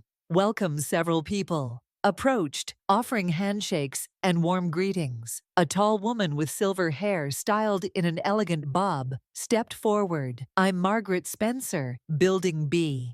She said, her handshake firm and confident, former high school principal. "So we speak the same language. Come sit with Richard and me. We save the good seats with the lake view." Before I knew it, Marcus and I were seated at a table with Margaret and her husband Richard, along with another couple, David and Susan Chen. No relation to my home's buyers, just a coincidence who had moved to Lakeshore Village 6 months earlier. "Best decision we ever made," Susan confided, as we filled our plates from the buffet. "Our kids thought we were crazy to leave the family home, but I've never felt more liberated." Our daughter had already mentally redecorated our living room. David added with a wry smile. She was not pleased when we sold to strangers. Instead, their experience so mirrored my own that I found myself sharing more than I'd intended about the circumstances of my move rather than judgment. I received understanding nods and knowing smiles. Classic basement grandma syndrome, Margaret declared. Richard's mother went through the same thing with his sister, moved her to the guest room, then gradually took over everything else. "What did she do?" I asked, curious about another woman's solution to a similar situation. "Bought an RV and spent 2 years traveling the country." Richard chuckled, sent postcards from every national park, said it was the best revenge. Living well while they would die, figured out their own childcare. The conversation flowed easily throughout dinner, touching on books, local activities, the upcoming community garden lottery, and a dozen other topics. Marcus participated fully, his warmth and wit earning approving glances from my new acquaintances. As coffee and dessert were served, Margaret leaned closer. "Your friend here is quite charming," she murmured. "How long have you been seeing each other?" "Oh, we're not," I began automatically, then paused, unsure how to characterize our relationship. "Marcus has been a wonderful support through my move." "We're friends," Margaret's knowing smile suggested. She wasn't entirely convinced by my explanation, but she didn't press the issue well. "He seems lovely, and it's never too late for new beginnings." You know, her words stayed with me as the evening progressed. New beginnings, wasn't that exactly what I'd been seeking? Not just a new home, but a new way of living, new connections, new possibilities for what my remaining years might hold. As the gathering wound down, several residents invited me to upcoming activities, a book club meeting, a walking group that circled the lake. Each morning, a watercolor class held in the clubhouse studio. Each invitation represented a thread in what could become a new social fabric. One, I would weave myself rather than having it imposed upon me. Walking back to my condo with Marcus under a sky turning indigo with approaching night, I felt a lightness I hadn't experienced in years. "You were right," I told him, our arm brushing occasionally as we strolled along the lake shore path. "I didn't need moral support. After all, they're a welcoming group." "I told you," he replied, sounding pleased, "though I'm glad I came. Anyway, I enjoyed meeting them all, especially Margaret.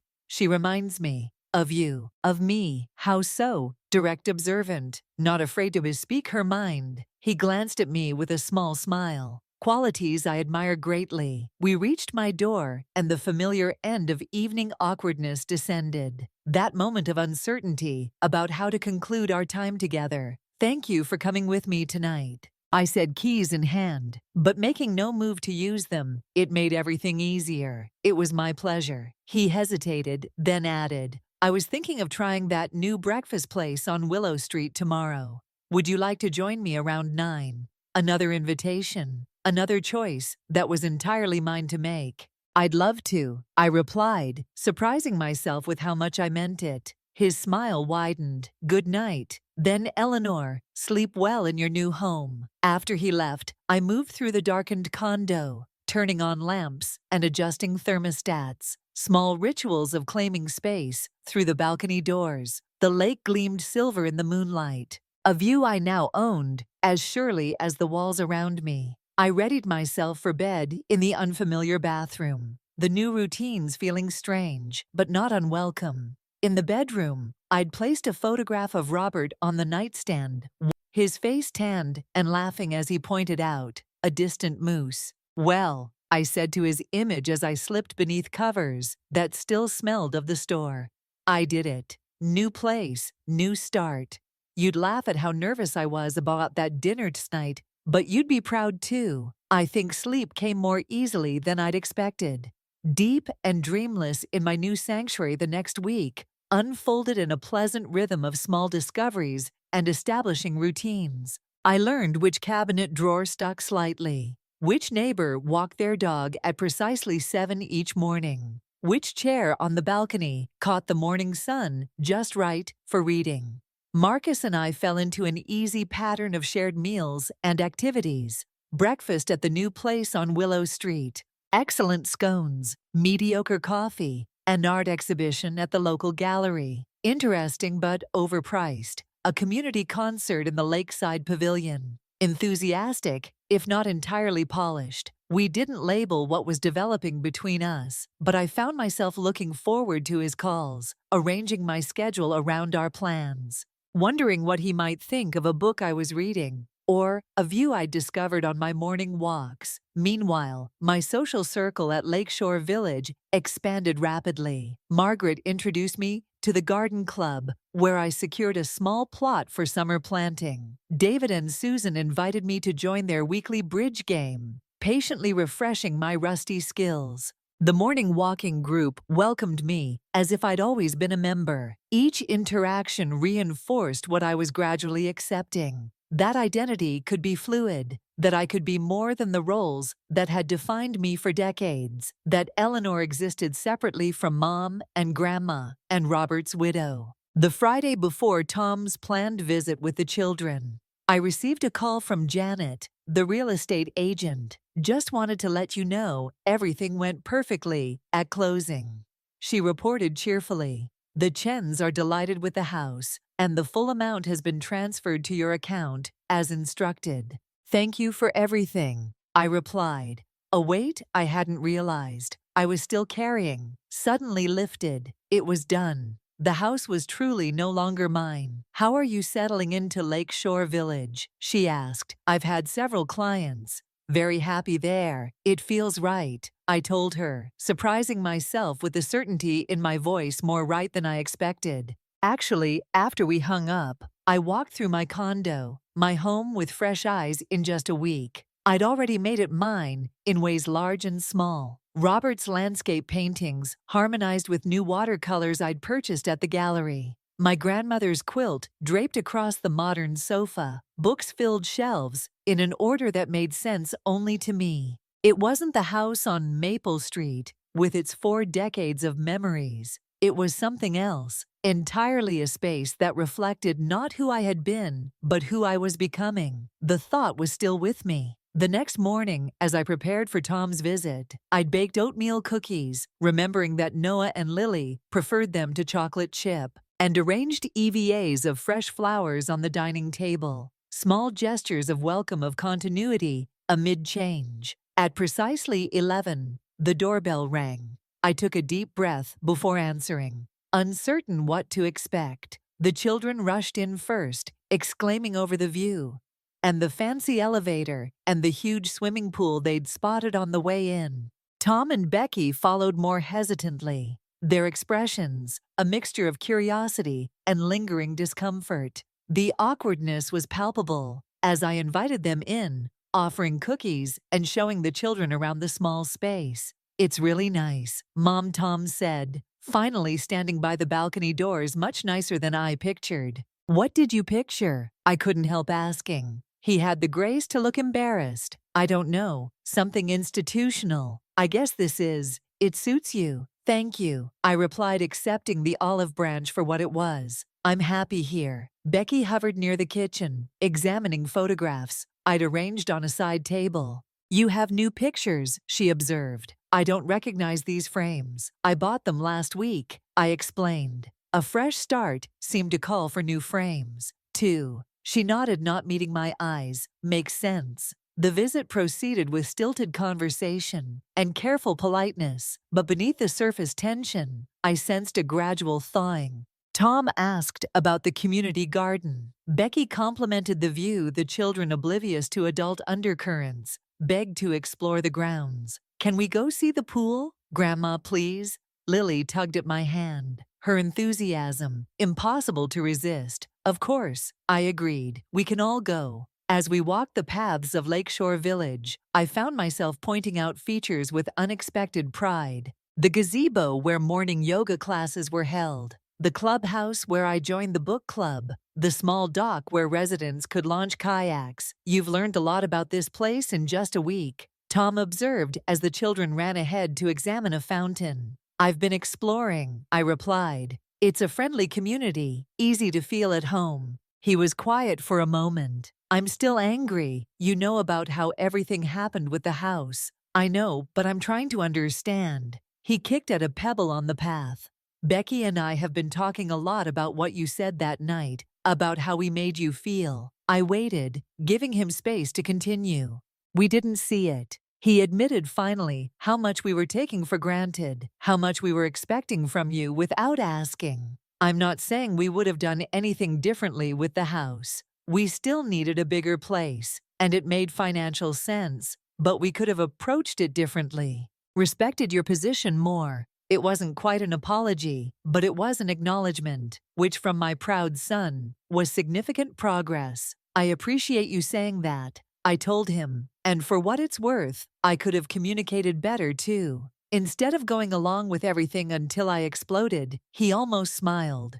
You did explode pretty spectacularly. I learned from the best. You had some legendary tantrums as a toddler. This time he did smile, a genuine one that reached his eyes. So I've been told we walked in more comfortable silence for a while, watching the children explore their new surroundings with uninhibited curiosity. By the way, Tom said eventually we found a house not as nice as yours, the old one I mean, but in the same school district. We close next month. That's wonderful news, I said sincerely. I'm glad it worked out so quickly. Yeah, well, real estate moves fast these days. He cleared his throat anyway. Once we're settled, maybe you could come for dinner sometimes, if you want to. The invitation, hesitant as it was represented, the first real step toward rebuilding our relationship. I'd like that very much, I replied. When they left a few hours later, the children extracted promises that I would attend Lily's dance recital and Noah's soccer game the following weekend. Becky hugged me briefly. Still awkward, but making an effort. Tom lingered after they started toward the car. Mom, he said quietly, are you really okay here? Honestly, the question seemed to come from the little boy who'd always worried about me. When Robert traveled for work, who'd bring me dandelions and ask if I was lonely, despite everything that caring child still existed within the man before me. I'm more than okay, I assured him. I'm beginning to thrive. He nodded, accepting my answer, even if he didn't fully understand it yet.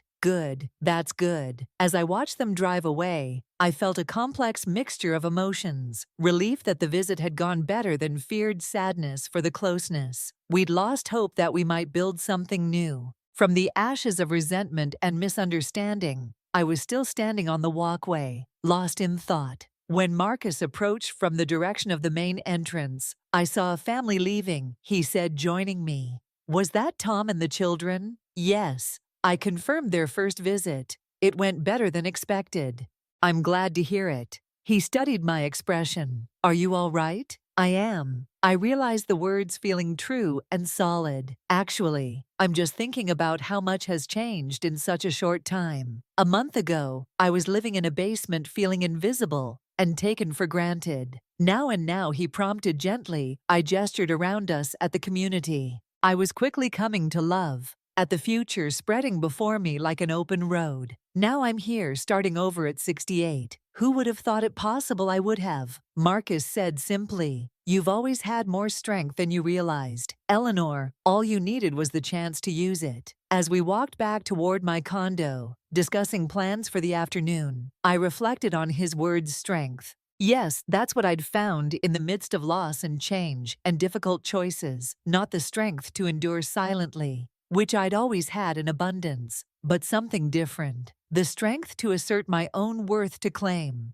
my own space, to write my own story. The chapter of my life, spent in the house on Maple Street, had ended. The basement grandmother was gone. In her place stood a woman who was only beginning to discover who she might become. And for the first time in longer than I could remember, I was genuinely excited to find out. Spring melted into summer with a gentleness that matched my evolving life at Lakeshore Village. By late June, my small garden plot had begun to flourish. Tomato plants stretching skyward, herbs, sun marigolds, adding splashes of orange and gold along the borders each morning. I'd wake early to tend my growing things before the heat of the day set in. "You've got quite the green thumb," Margaret observed one morning as she stopped by my plot.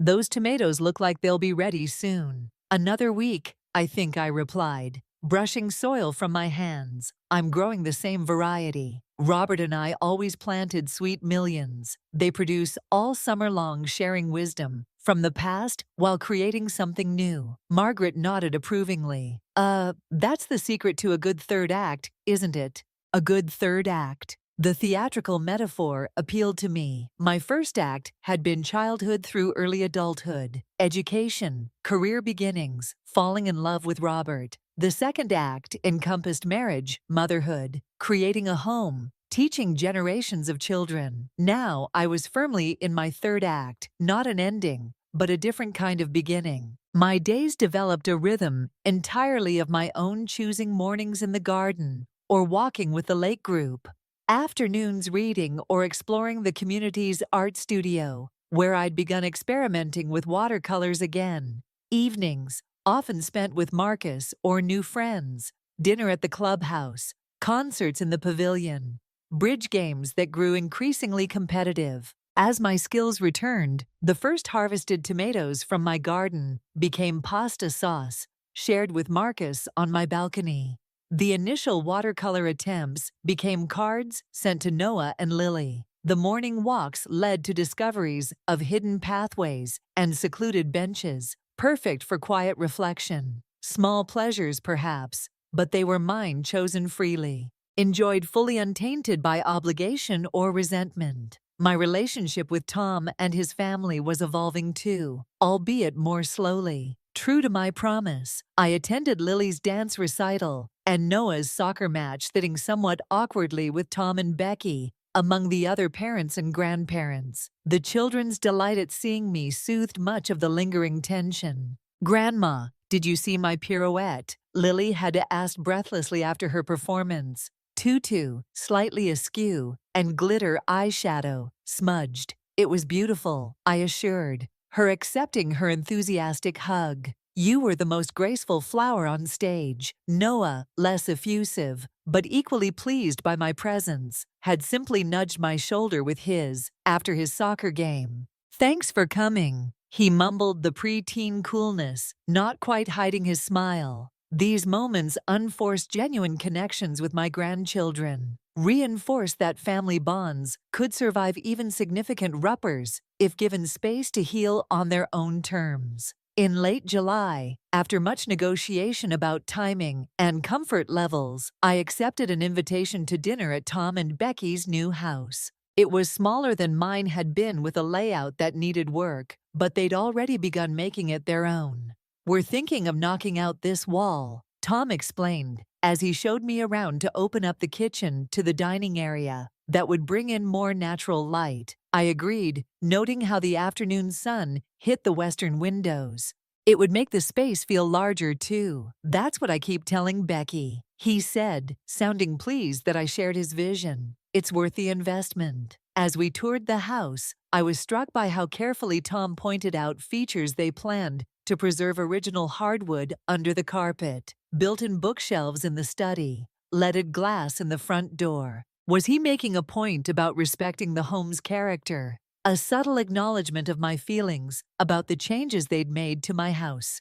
Perhaps, or perhaps he was simply proud of their find and wanted my approval. Either way, I gave it freely. It's a lovely home, Tom. I can see why you were drawn to it. Dinner was served on the patio, the children chattering about summer activities in the upcoming school year. Becky, who'd been quieter than usual during my visit, finally spoke up as she served dessert. I've been meaning to ask. She began, not quite meeting my eyes. If you'd be willing to watch the kids after school 2 days a week, once the fall semester starts. I know it's a lot to ask, but my schedule at work has changed, and we're struggling to find consistent care. I noticed she phrased it as a request, not an assumption, a significant shift from before. Still, I felt a momentary trepidation. Was this the beginning of slipping back into old patterns, of being the ever-available grandmother whose time belonged to everyone but herself? Tom must have seen my hesitation.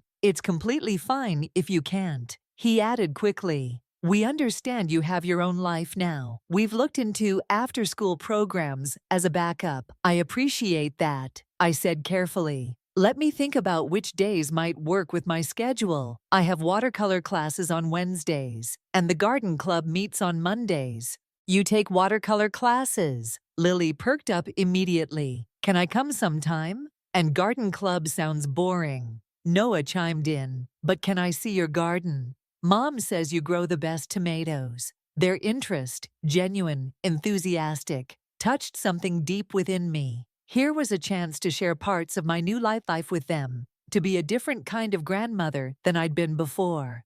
I think that could be arranged. I smiled. Perhaps you could both visit my place one afternoon, and I could show you the garden and the art studio. Maybe you'd even like to try painting with me, Lily. Yes, please, she exclaimed, bouncing in her seat. By the time I left that evening, we'd agreed I would pick up the children on Tuesday and Thursday afternoons and bring them to my condo until Tom or Becky could collect them after work. Not out of obligation or assumption, but as a conscious choice, a gift freely given with clear boundaries that everyone understood. As Tom walked me to my car, he paused, hands in his pockets.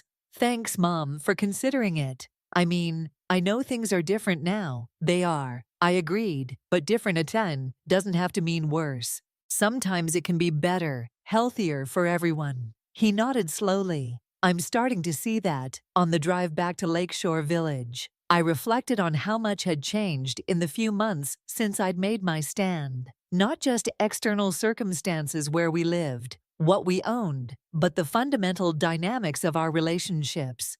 The broken patterns were being rebuilt in new configurations with more respect and more honesty on all sides. The next morning I met Marcus for our now regular coffee at the Clubhouse Cafe. As I recounted the dinner and the childcare arrangement, he listened thoughtfully. Are you sure about this? He asked when I'd finished. You fought so hard for your independence. I'd hate to see you slide back into being taken for granted. His concern warmed me. Even as I shook my head, it's different this time. I'm choosing to spend time with my grandchildren on my terms, 2 specific afternoons, not whenever needed, and they're coming to my space, not me going to theirs. Fair enough, he conceded. I just worry about you. I know I reached across the table to squeeze his hand, and I value that more than I can say. I think I can be both independent, Eleanor, and involved grandma. The key is choice and respect. He turned his hand to hold mine. You've changed so much since I first met you at the library. Do you realize that you speak with such confidence now? Had I changed or simply returned to who I'd been before? Life and circumstances had gradually diminished me, perhaps both. The woman I was becoming incorporated elements of who I'd always been with newfound clarity about what I wanted and needed. Speaking of changes, Marcus said, a hint of nervousness entering his voice. I've been thinking about something I'd like to discuss with you. That sounds serious. I observed, noting how he straightened in his chair. Not serious exactly, but important. He took a deep breath. The lease on my apartment is ending next month, and I've been considering my options. One possibility, if you're open to it, would be for me to look at units here at Lakeshore Village. My heart gave a little jump here. You'd want to move here. The community suits me. He explained quickly, the book clubs, the walking paths, the cultural activities, And he hesitated, then continued more softly.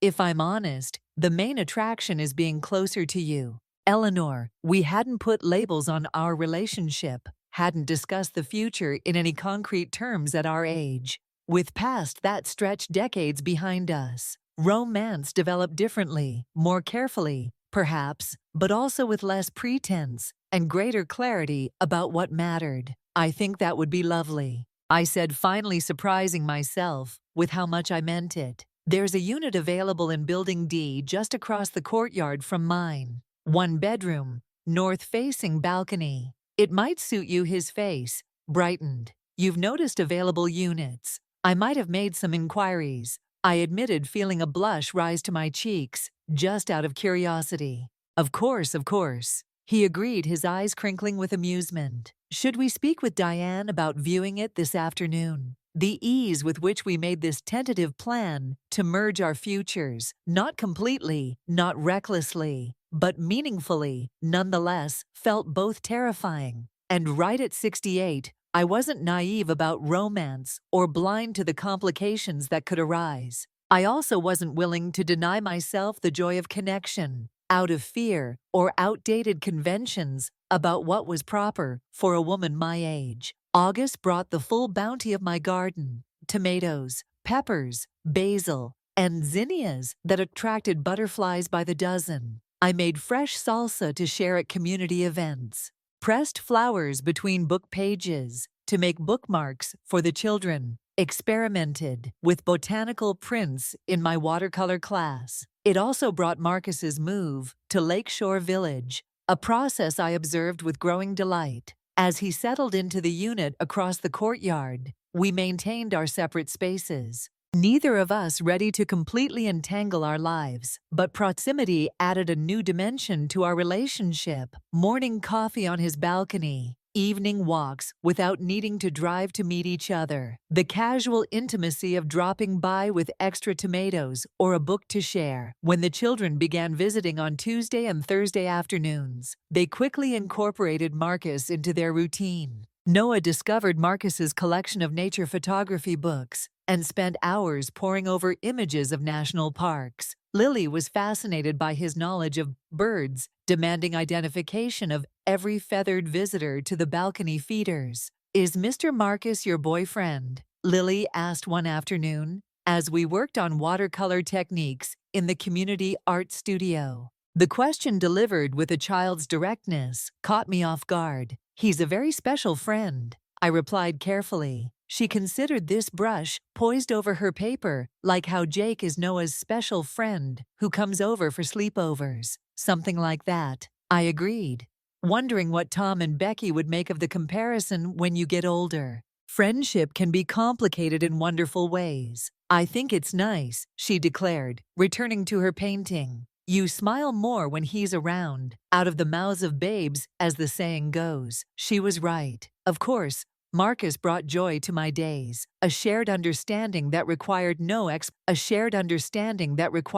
explanation, a companionship that supported rather than diminished my sense of self. In late August, Helen invited me to join her and several other retired teachers for lunch. It had been months since I'd seen most of them, our connections having gradually faded after I'd left teaching, and then diminished further during my months in the basement. Eleanor Grace Peterson exclaimed when I entered the restaurant, "You look marvelous. Retirement clearly agrees with you." If only she knew the full story, I thought as I greeted each woman with hugs and exclamations of how long it had been. I'd chosen not to share the details of my situation with anyone outside my immediate circle, preferring to focus on the present rather than dwelling on past difficulties. "So tell us everything," Jean Simmons insisted. Once we'd ordered, "We hear you've moved to Lakeshore Village. How are you liking it?" As I described my new home and activities, I was struck by how animated I felt, how easily the words flowed. These women had known me at the height of my teaching career, when I'd been confident and purposeful in the classroom. Their presence seemed to reconnect me to that version of myself, reminding me of capabilities I'd temporarily forgotten. "And is there a special someone in the picture?" Grace asked, with a sly directness that had made her such an effective kindergarten teacher. Helen mentioned a gentleman friend. I shot Helen a mock accusatory glance. His name is Marcus. I admitted he owns the bookstore near the library where I used to buy supplies.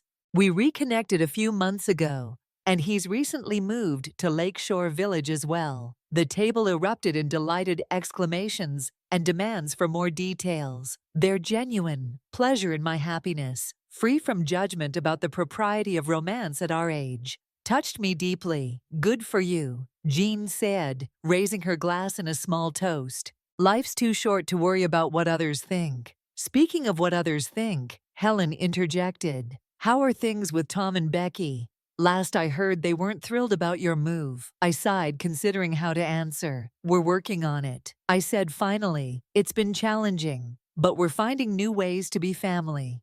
The grandchildren visit me regularly now, and we're gradually rebuilding trust. Family dynamics are always complicated, Grace noted wisely, especially when roles shift unexpectedly. But children, even adult children, are remarkably adaptable when given the chance. Her words stayed with me long after lunch ended. Adaptability. Wasn't that what I'd been discovering in myself these past months? The capacity to change, to grow, to become something different than what circumstances and expectations had shaped me to be. That capacity was tested the following week when Tom called with an unexpected request. Mom, I hate to ask this. He began, his voice strained, but Becky's mother fell and broke her hip yesterday. Becky's flying out to Arizona tomorrow to help her father manage things for a week or two. I'm so sorry to hear that, I said, genuinely concerned. Is Patricia going to be all right? The doctors say the prognosis is good, but she'll need extensive rehab. The thing is, with Becky gone, I'm struggling to figure out how to handle the kids' schedules. I have that big client presentation next week that I can't reschedule. There's no after-school program on Wednesday because of Teacher in Service Day, and you need more help with Noah and Lily. I finished for him. Yes, he admitted. I know it's a lot to ask, especially given everything that's happened. But is there any way you could take them for a few extra days? Maybe even have them stay overnight once or twice. 6 months ago, such a request would have been delivered as an expectation, not a question. 6 months ago, I would have agreed without hesitation, rearranging my life to accommodate everyone else's needs. 6 months ago, I'd been living in their basement. Now I took a moment to consider what I was willing and able to do, what boundaries needed to be maintained, what compromises I could make without losing myself in the process. I can help, I said finally. Let's be specific about the schedule. I have commitments I need to keep as well. The relief in Tom's voice was palpable. Thank you, Mom. Anything you can do would be a huge help. We worked out an arrangement. The children would stay with me for 3 nights the following week, and I would handle their after-school activities. On the days when Tom had critical work commitments, in return, he promised to have detailed schedules, necessary supplies, completed homework ready when I picked them up. When I shared the plan with Marcus over dinner that evening, he studied me thoughtfully. You're sure about this? 3 overnight stays is quite different from afternoon visits. I am. I assured him this is a genuine family emergency, not a return to taking me for granted. Tom was clear about what he needed and respectful of my time. That's progress worth acknowledging. And the children will be in your space, on your terms, he observed, not you going back to that house. Exactly. I smiled at his understanding. Besides, I think it might be good for all of us, a chance to create new patterns, new memories. The week of the children's extended stay turned out to be both more challenging and more rewarding than I'd anticipated. Noah and Lily arrived at my condo with backpacks, duffel bags, and the wide-eyed excitement of children embarking on an adventure. Grandma, where do we sleep? Lily asked, immediately bouncing on her toes as she surveyed my compact living space. I've set up the guest room for both of you, I explained, leading them down the short hallway. Noah, there's an air mattress for you and Lily. You'll take the day bed. The room, which normally served as my reading nook and occasional guest space had been transformed with fresh linens, nightlights, and small touches to make them feel welcome.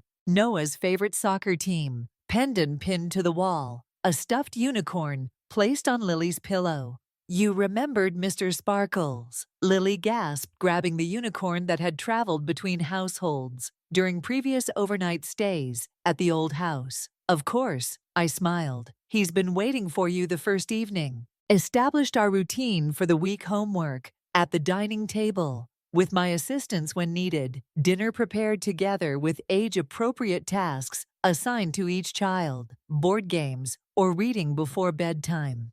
Not so different from how I'd managed when they visited the old house, but somehow the context changed everything here in my chosen space, surrounded by evidence of my independent life. Watercolor supplies, stacked neatly on the sideboard garden. Plans spread across my desk, books selected for my interests rather than others' expectations. I found a new kind of joy in grandmothering, not the self-effacing service I'd fallen into before. A genuine sharing of who I was with these young people I loved. "Can we help in your garden tomorrow?" Noah asked on the second evening, as we prepared dinner.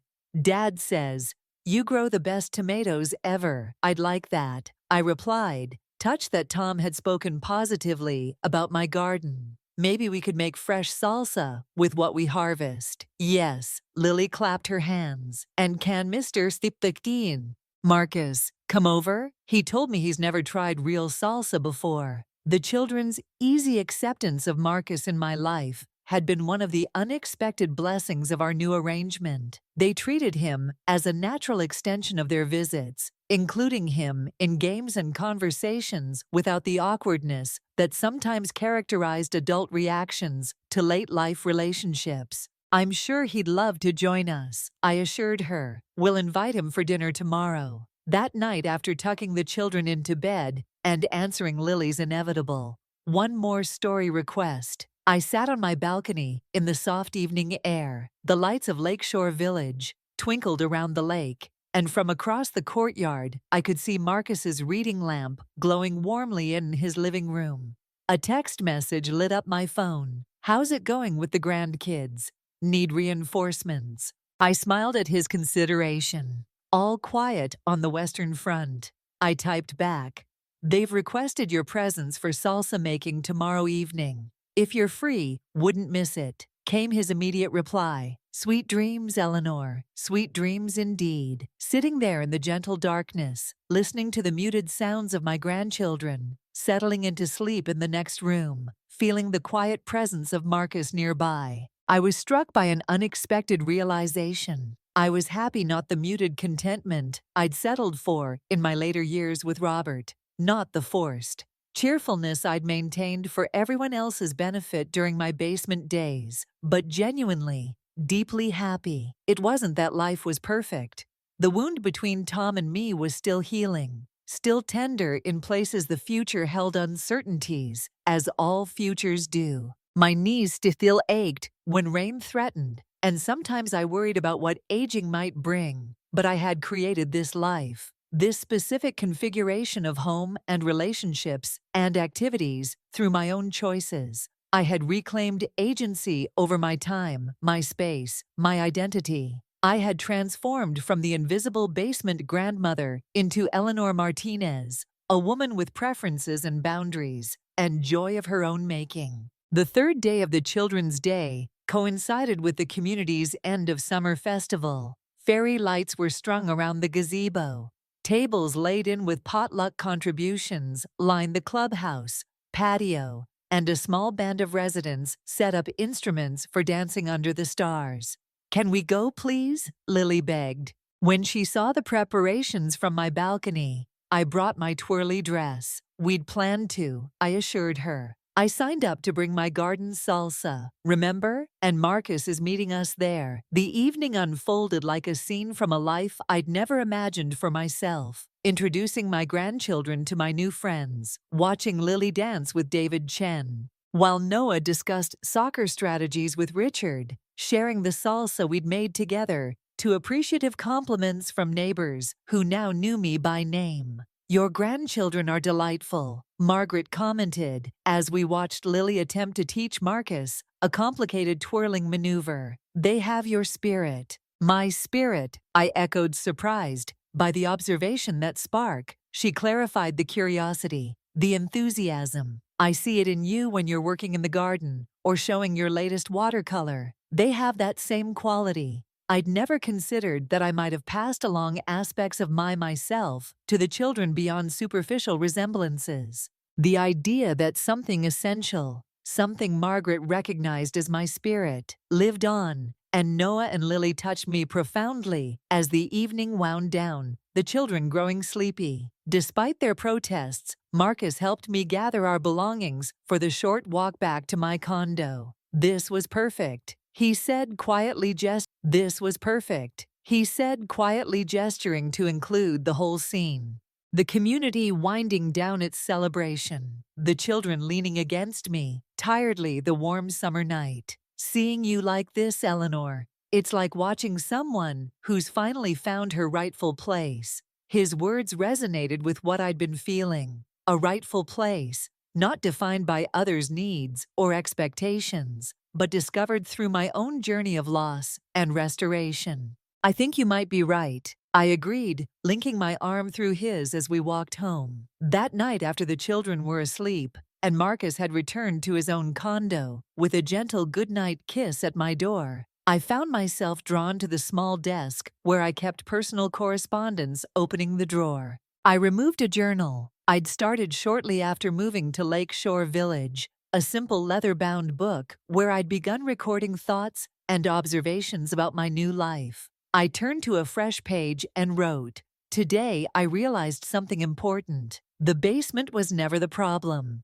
It was a symbol, yes, but the real issue was that I'd allowed myself to become invisible long before I was physically relegated to a lower level. I'd accepted the gradual erosion of my personhood, one small concession at a time, until there was almost nothing left that was truly mine. The miracle isn't that I found the courage to leave, though that took strength I didn't know I possessed. The real miracle is what's happened since this transformation from a woman defined by her roles to a woman defined by her choices. I am Eleanor, first, grandmother, mother, friend, companion.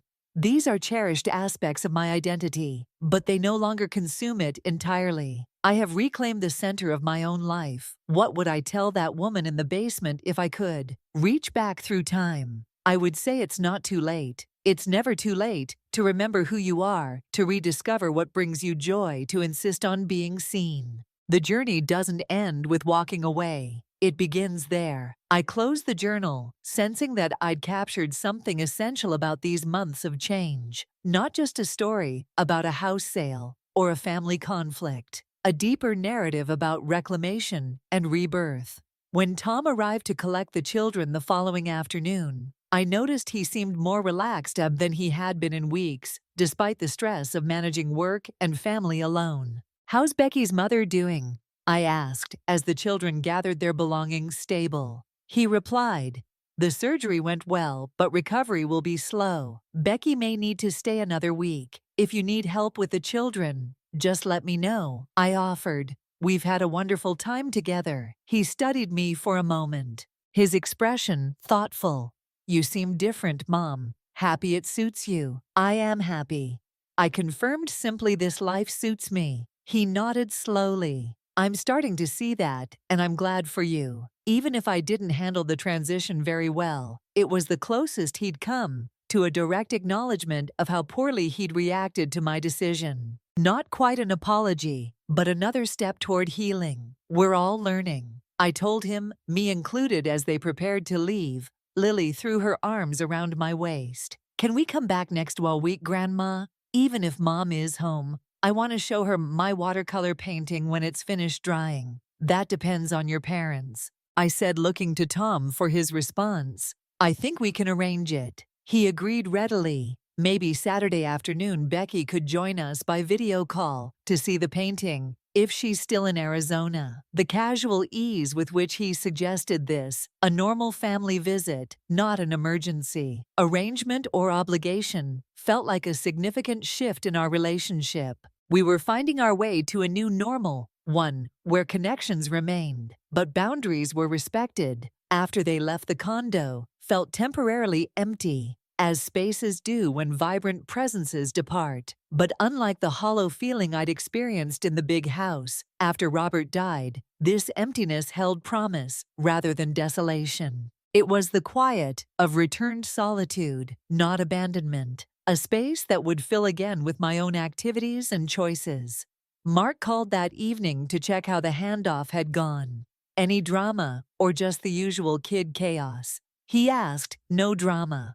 I assured him actually. Tom seemed almost accepting, maybe even supportive of my new life here.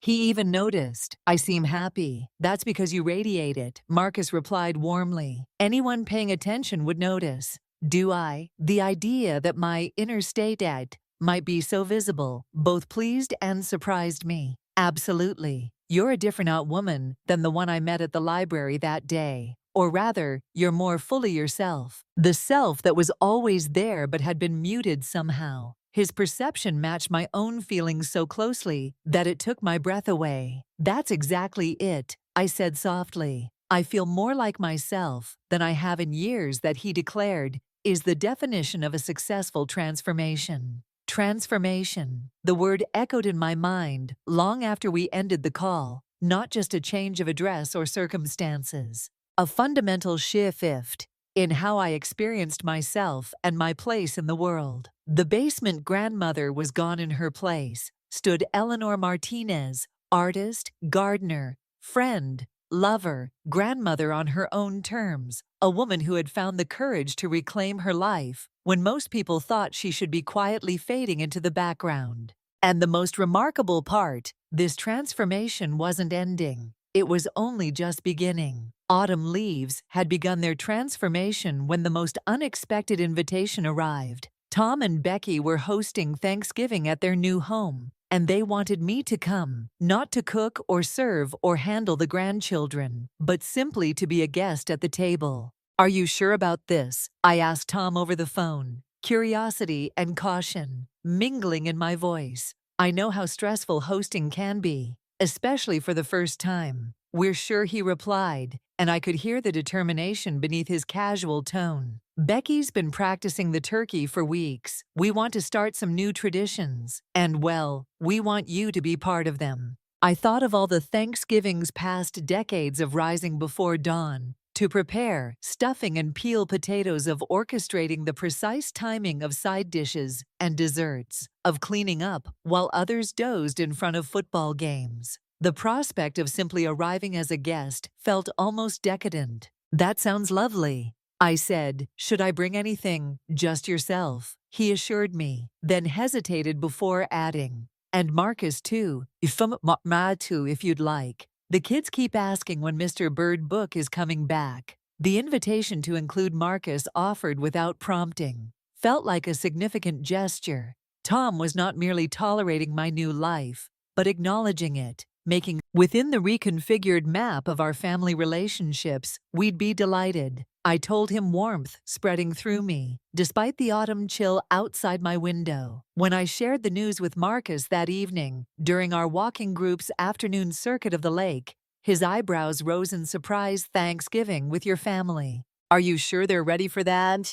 Are we ready for that? I laughed at his consternation. It's just a meal, Marcus. Besides, according to Tom, you've been specifically requested by the junior members of the household. His expression softened. Those kids are something special. Noah showed me his science project sketches last time we saw them. That boy has a real eye for detail. He gets that from his grandfather. I said, the mention of Robert no longer bringing the sharp pang it once had. Robert could spend hours documenting the growth patterns in our garden, measuring, sketching, recording every detail. I wish I could have known him, Marcus said quietly. He sounds like a remarkable man. He was, I agreed, feeling the gentle truth of it. And he would have liked you, I think. You both share that same curiosity about the world, that appreciation for small wonders. We walked in comfortable silence for a while, our breath visible in the cooling air around us. Lakeshore Village prepared for the seasonal shift, gardeners clearing summer plots, maintenance workers checking heating systems, residents swapping lightweight jackets for heavier coats. I never expected this, I admitted as we completed our circuit. Any of it really moving here, meeting you, finding a new relationship with my family that actually feels healthier. Life seldom follows the expected path, Marcus observed, taking my hand as we headed toward the clubhouse for the evening's book discussion. That's what makes it interesting. The weeks leading up to Thanksgiving brought a flurry of activity at Lakeshore Village. The community garden was put to bed for winter with a final harvest celebration where residents shared the last of their produce. My tomato plants, which had been extraordinarily productive, yielded enough for one final batch of sauce that I froze in small containers. Winter sunshine, as Marcus called it. The watercolor class mounted a modest exhibition in the clubhouse gallery, and to my astonishment, 3 of my pieces were selected for display. Nothing fancy, studies of lake reflections, garden flowers, the changing trees, but seeing them framed and hung in public view stirred something profound in me. "You're good, Eleanor," my instructor commented during the opening reception. "You have a natural eye for composition and color. Have you considered entering the regional senior art showcase in the spring?" The suggestion that my work might have value beyond personal enjoyment was startling. All those years ago in college, professors had noted my artistic promise before marriage and motherhood had redirected my path. Now, in my 7th decade, could that dormant talent truly be nurtured again? "I'll think about it," I promised, the possibility unfurling like a new leaf in my mind. Margaret, who had become a close friend over the months, nudged my arm as the instructor moved on to the next artist. "You absolutely should enter," she insisted. "Your work has that quality. People respond to emotional honesty, I think. You don't try to make things prettier than they are, but you find the beauty in their truth." Her words stayed with me, resonating with what I'd been learning about life in general. There was beauty and truth in seeing things as they actually were, rather than as we wished them to be or thought they should be. My family wasn't perfect. My new relationship had complications. My advancing age brought limitations. But within these truths lay genuine joy, connection, and possibility. On Thanksgiving morning, I woke early, out of habit, momentarily disoriented by the absence of kitchen duties awaiting me. The day stretched ahead, open and unstructured, until our late afternoon gathering at Tom and Becky's. "What does one do on Thanksgiving when one isn't cooking?" I asked Marcus during our morning phone call. "Whatever one pleases," he replied, the smile evident in his voice. "Read a book, take a walk, paint, nap. The possibilities are endless when you're not elbow deep in stuffing." I chose all of those options, savoring the luxury of unobligated time. A long walk by the lake, in the crisp morning air. An hour with the novel my book club was discussing next week. A small watercolor sketch of the view from my balcony, capturing the particular quality of November light on the water. And yes, even a short nap in my reading chair, something I'd rarely indulged in before. When Marcus arrived to drive us to Tom's house, he carried a bouquet of autumnal flowers and a bottle of wine for our hosts. He explained, "I wasn't sure what was appropriate, so I hedged my bets." "They're perfect," I assured him, noting how handsome he looked in his russet sweater and tweed jacket. At 65, he carried himself with the comfortable dignity of a man at ease in his own skin. His silver hair and laugh line. Speaking of a life fully experienced, the drive to Tom and Becky's new home took us past my old neighborhood. As we approached the familiar streets, I felt a momentary tightness in my chest. Not regret precisely, but acknowledgement of all that had changed in the space of a year. "Would you like to drive past the old house?" Marcus asked, ever perceptive to my moods. I considered it briefly, then shook my head. No need, that chapter's closed. Now Tom and Becky's home glowed with welcome. As we pulled into the driveway windows, bright against the early twilight, the garage door opened to accommodate the multiple vehicles already arrived. Before we could even retrieve our contributions from the back seat, the front door flew open, and Lily raced out her holiday dress, fluttering beneath an unbuttoned coat. "Grandma, Mr. Marcus, you're here," she called, launching herself at me with unrestrained enthusiasm. "Mom, let me help make the pies," and I only dropped one piece of crust on the floor and Bruno ate it. "But don't tell anyone your secret is safe with us," Marcus assured her gravely, while I hugged her close, breathing in the scent of cinnamon and cranberry that clung to her hair. Noah appeared more sedately in the doorway, trying to maintain his newly adopted air of preteen sophistication, but his smile betrayed his pleasure at our arrival. "Hey, Grandma. Hey, Mr. Marcus.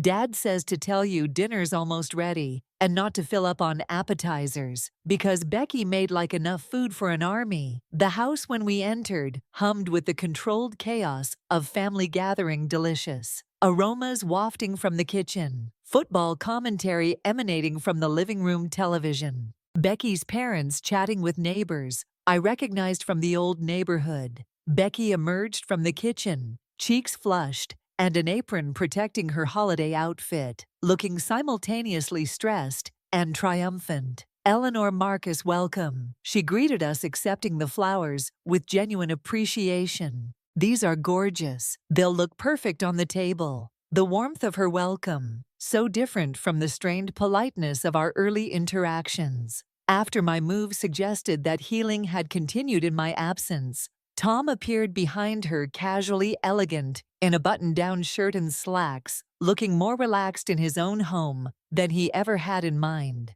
"You made it," he said, embracing me briefly before shaking Marcus's hand. "Come in, get comfortable. We finally figured out the thermostat in this place, so it should be bearable in the living room." Now, as we moved through the house, I noted all the small ways they'd made it their own. In just a few months, family photographs arranged on the stairway wall, new curtains framing the dining room windows, toys neatly corralled in baskets beside the sofa. It felt lived-in, personal, authentically theirs in a way.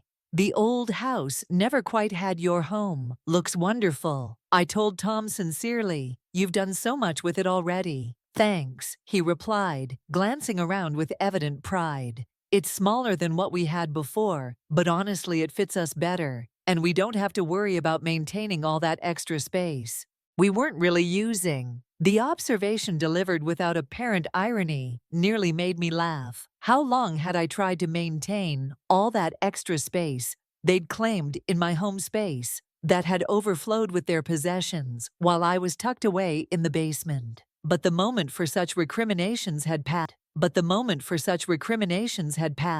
We were finding a new equilibrium. All of us. Dinner itself was a revelation, not because of the food.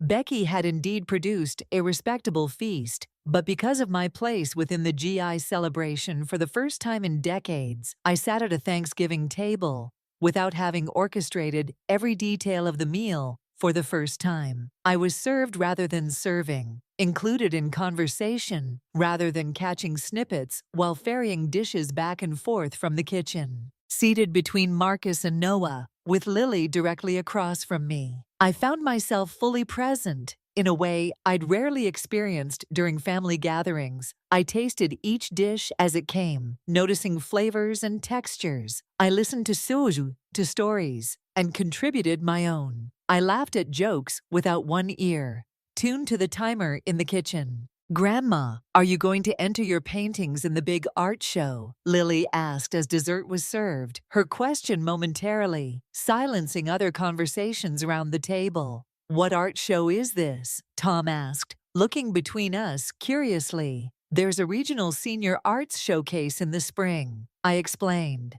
Somewhat embarrassed by the sudden attention, my watercolor instructor suggested I might consider entering, "But I haven't decided yet." "You absolutely should," Becky chimed in with unexpected enthusiasm. "I still have that card you painted for my birthday last month on my dresser. It's beautiful." "I didn't realize you were painting again." Tom said, his expression thoughtful. "You haven't done that since?" "Well, since before I was born. I think I've been taking classes at Lakeshore Village," I explained, "just for fun. Really something to fill the time." "It's more than that," Marcus interjected gently. "Eleanor has genuine talent. You should see how the light comes through her work. There's a translucence that captures exactly how the lake looks in different seasons. The pride in his voice made me blush like a schoolgirl, but it was Tom's next words that truly caught me off guard. You know, I still have that watercolor landscape you painted for Dad on their 10th anniversary. He said, the one of the cabin where you honeymooned. It's in my office now. I always loved that painting, the way you captured the mist coming off the lake in the morning. I stared at him momentarily speechless.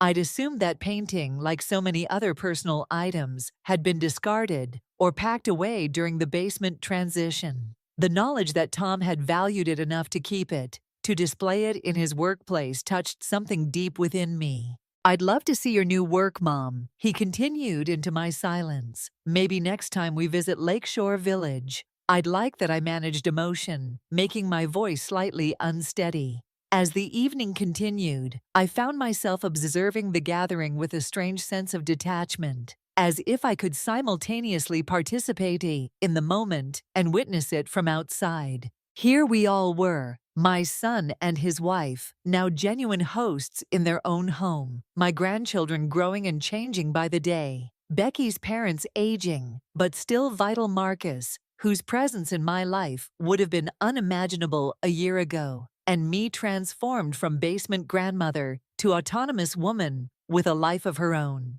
We had come through fire, all of us, and emerged on the other side, not unscathed perhaps, but intact, different but whole later. As Marcus drove us back to Lakeshore Village through the quiet evening streets, I shared this observation with him. Do you think true resolution ever comes in real life? I wondered aloud. Or is it always just continuing adaptation? He considered the question seriously, as he did most things. I think resolution isn't an endpoint so much as a reconciliation. He said finally, not everything gets tied up neatly with a bow, but we find ways to incorporate difficult experiences into our ongoing story. That makes sense. I nodded, watching shadows play across his profile as we passed beneath streetlights. I don't think Tom and I will ever completely resolve what happened with the house and the basement, but we're finding a way forward that honors who we both are now. That's all anyone can really ask for, he said, reaching across to take my hand. The ability to move forward with truth and dignity. Truth and dignity. The words resonated deeply. Wasn't that what I'd been seeking all along? Not revenge for being relegated to the basement, not punishment for those who had taken me for granted, but simply the space to live with truth and dignity. The holidays continued to unfold with new patterns and rhythms. Christmas at Lakeshore Village brought community celebrations that I participated in with growing confidence, helping to decorate the clubhouse, joining the makeshift choir for caroling, attending the New Year's Eve dance, where Marcus and I welcomed midnight with a kiss that felt both new and familiar. Tom and Becky invited me for Christmas dinner, which I attended happily, bringing Marcus and contributing a dessert rather than orchestrating the entire meal. We exchanged thoughtful gifts, books chosen with genuine consideration of the recipient's interests, handmade items that represented time and care rather than obligation, experiences to be shared rather than objects to be possessed. As winter deepened, I began preparing in earnest for the Senior Arts Showcase, selecting and refining pieces under my instructor's guidance. To my surprise, Tom asked if he could attend the exhibition opening in March. Of course, I told him, touched by his interest. Though I should warn you, it's not exactly the Metropolitan Museum of Art. Doesn't matter, he replied. I want to support your work, Mom. I should have done that a long time ago. When the showcase finally arrived, I found myself surrounded by a small but meaningful entourage. Marcus, elegant and proud by my side, Tom and Becky, who had arranged childcare to attend the adults-only event, Helen, and several other retired teachers who made the drive specifically to see my work, Margaret, and other friends from Lakeshore Village who arrived en masse to show their support. Standing in the gallery space, surrounded by these people who valued not just what I did for them, but who I was in myself, I experienced a moment of perfect clarity This feeling of being seen and appreciated for my authentic self was what I had been missing during those basement days. Not merely physical space or independence, but recognition of my personhood. Your lake series is getting a lot of attention, Marcus murmured, returning from a circuit of the room. The curator mentioned that a restaurant owner is interested in purchasing several pieces for their dining room. The idea that someone might want to pay for my art, might find value in these expressions of my vision, was still difficult to fathom yet. As the evening progressed, it became clear that Marcus wasn't exaggerating. Two of my paintings sold before the night was over, small red dots appearing beside their placards like badges of validation. "I'm proud of you, Mom," Tom said quietly as the event wound down, the two of us standing before my watercolor of dawn, breaking over the lake for this, yes, for everything else too, for having the courage to make a change when most people would have just settled. "Thank you," I replied, hearing the genuine admiration in his voice. "That means more than you know." As spring blossomed fully around Lakeshore Village, bringing with it the first anniversary of my move, I found myself reflecting often on the journey that had brought me here. The basement episode, which had once loomed so large in my consciousness, had receded into proper perspective, a painful but ultimately catalytic chapter in a much larger story. Marcus and I had settled into a comfortable rhythm, maintaining our separate condos, but sharing much of our daily lives. We traveled occasionally weekend trips to art galleries in nearby cities, a longer excursion to the coast where we walked beaches and collected shells like children. We discussed the future in pragmatic terms, healthcare directives, financial arrangements, the practical considerations of aging, but also with an openness to continued growth and discovery. My relationship with Tom and his family had found a new equilibrium as well. I visited their home regularly, but briefly on my own schedule. They came to Lakeshore Village for Sunday brunches and special occasions. The grandchildren spent one weekend a month with me, an arrangement that allowed for genuine connection without exhaustion on either side. Most significantly, I continued to paint, my work evolving as I experimented with techniques and subjects. The lake remained my primary muse, its changing moods and seasons offering endless inspiration. But I ventured into other themes as well: botanical studies, architectural details from around the village, occasionally even portraits of fellow residents. One evening in late April, as Marcus and I shared dinner on my balcony, watching the sunset paint the lake in shades of gold and rose, he posed an unexpected question. "Do you ever regret it, selling the house? I mean, starting over at our age?" I considered carefully before answering, knowing he deserved my complete honesty. "No," I said finally. "I miss certain things about the old house. The cherry tree. Robert and I planted the marks on the kitchen door frame, where we measured Tom's height each year.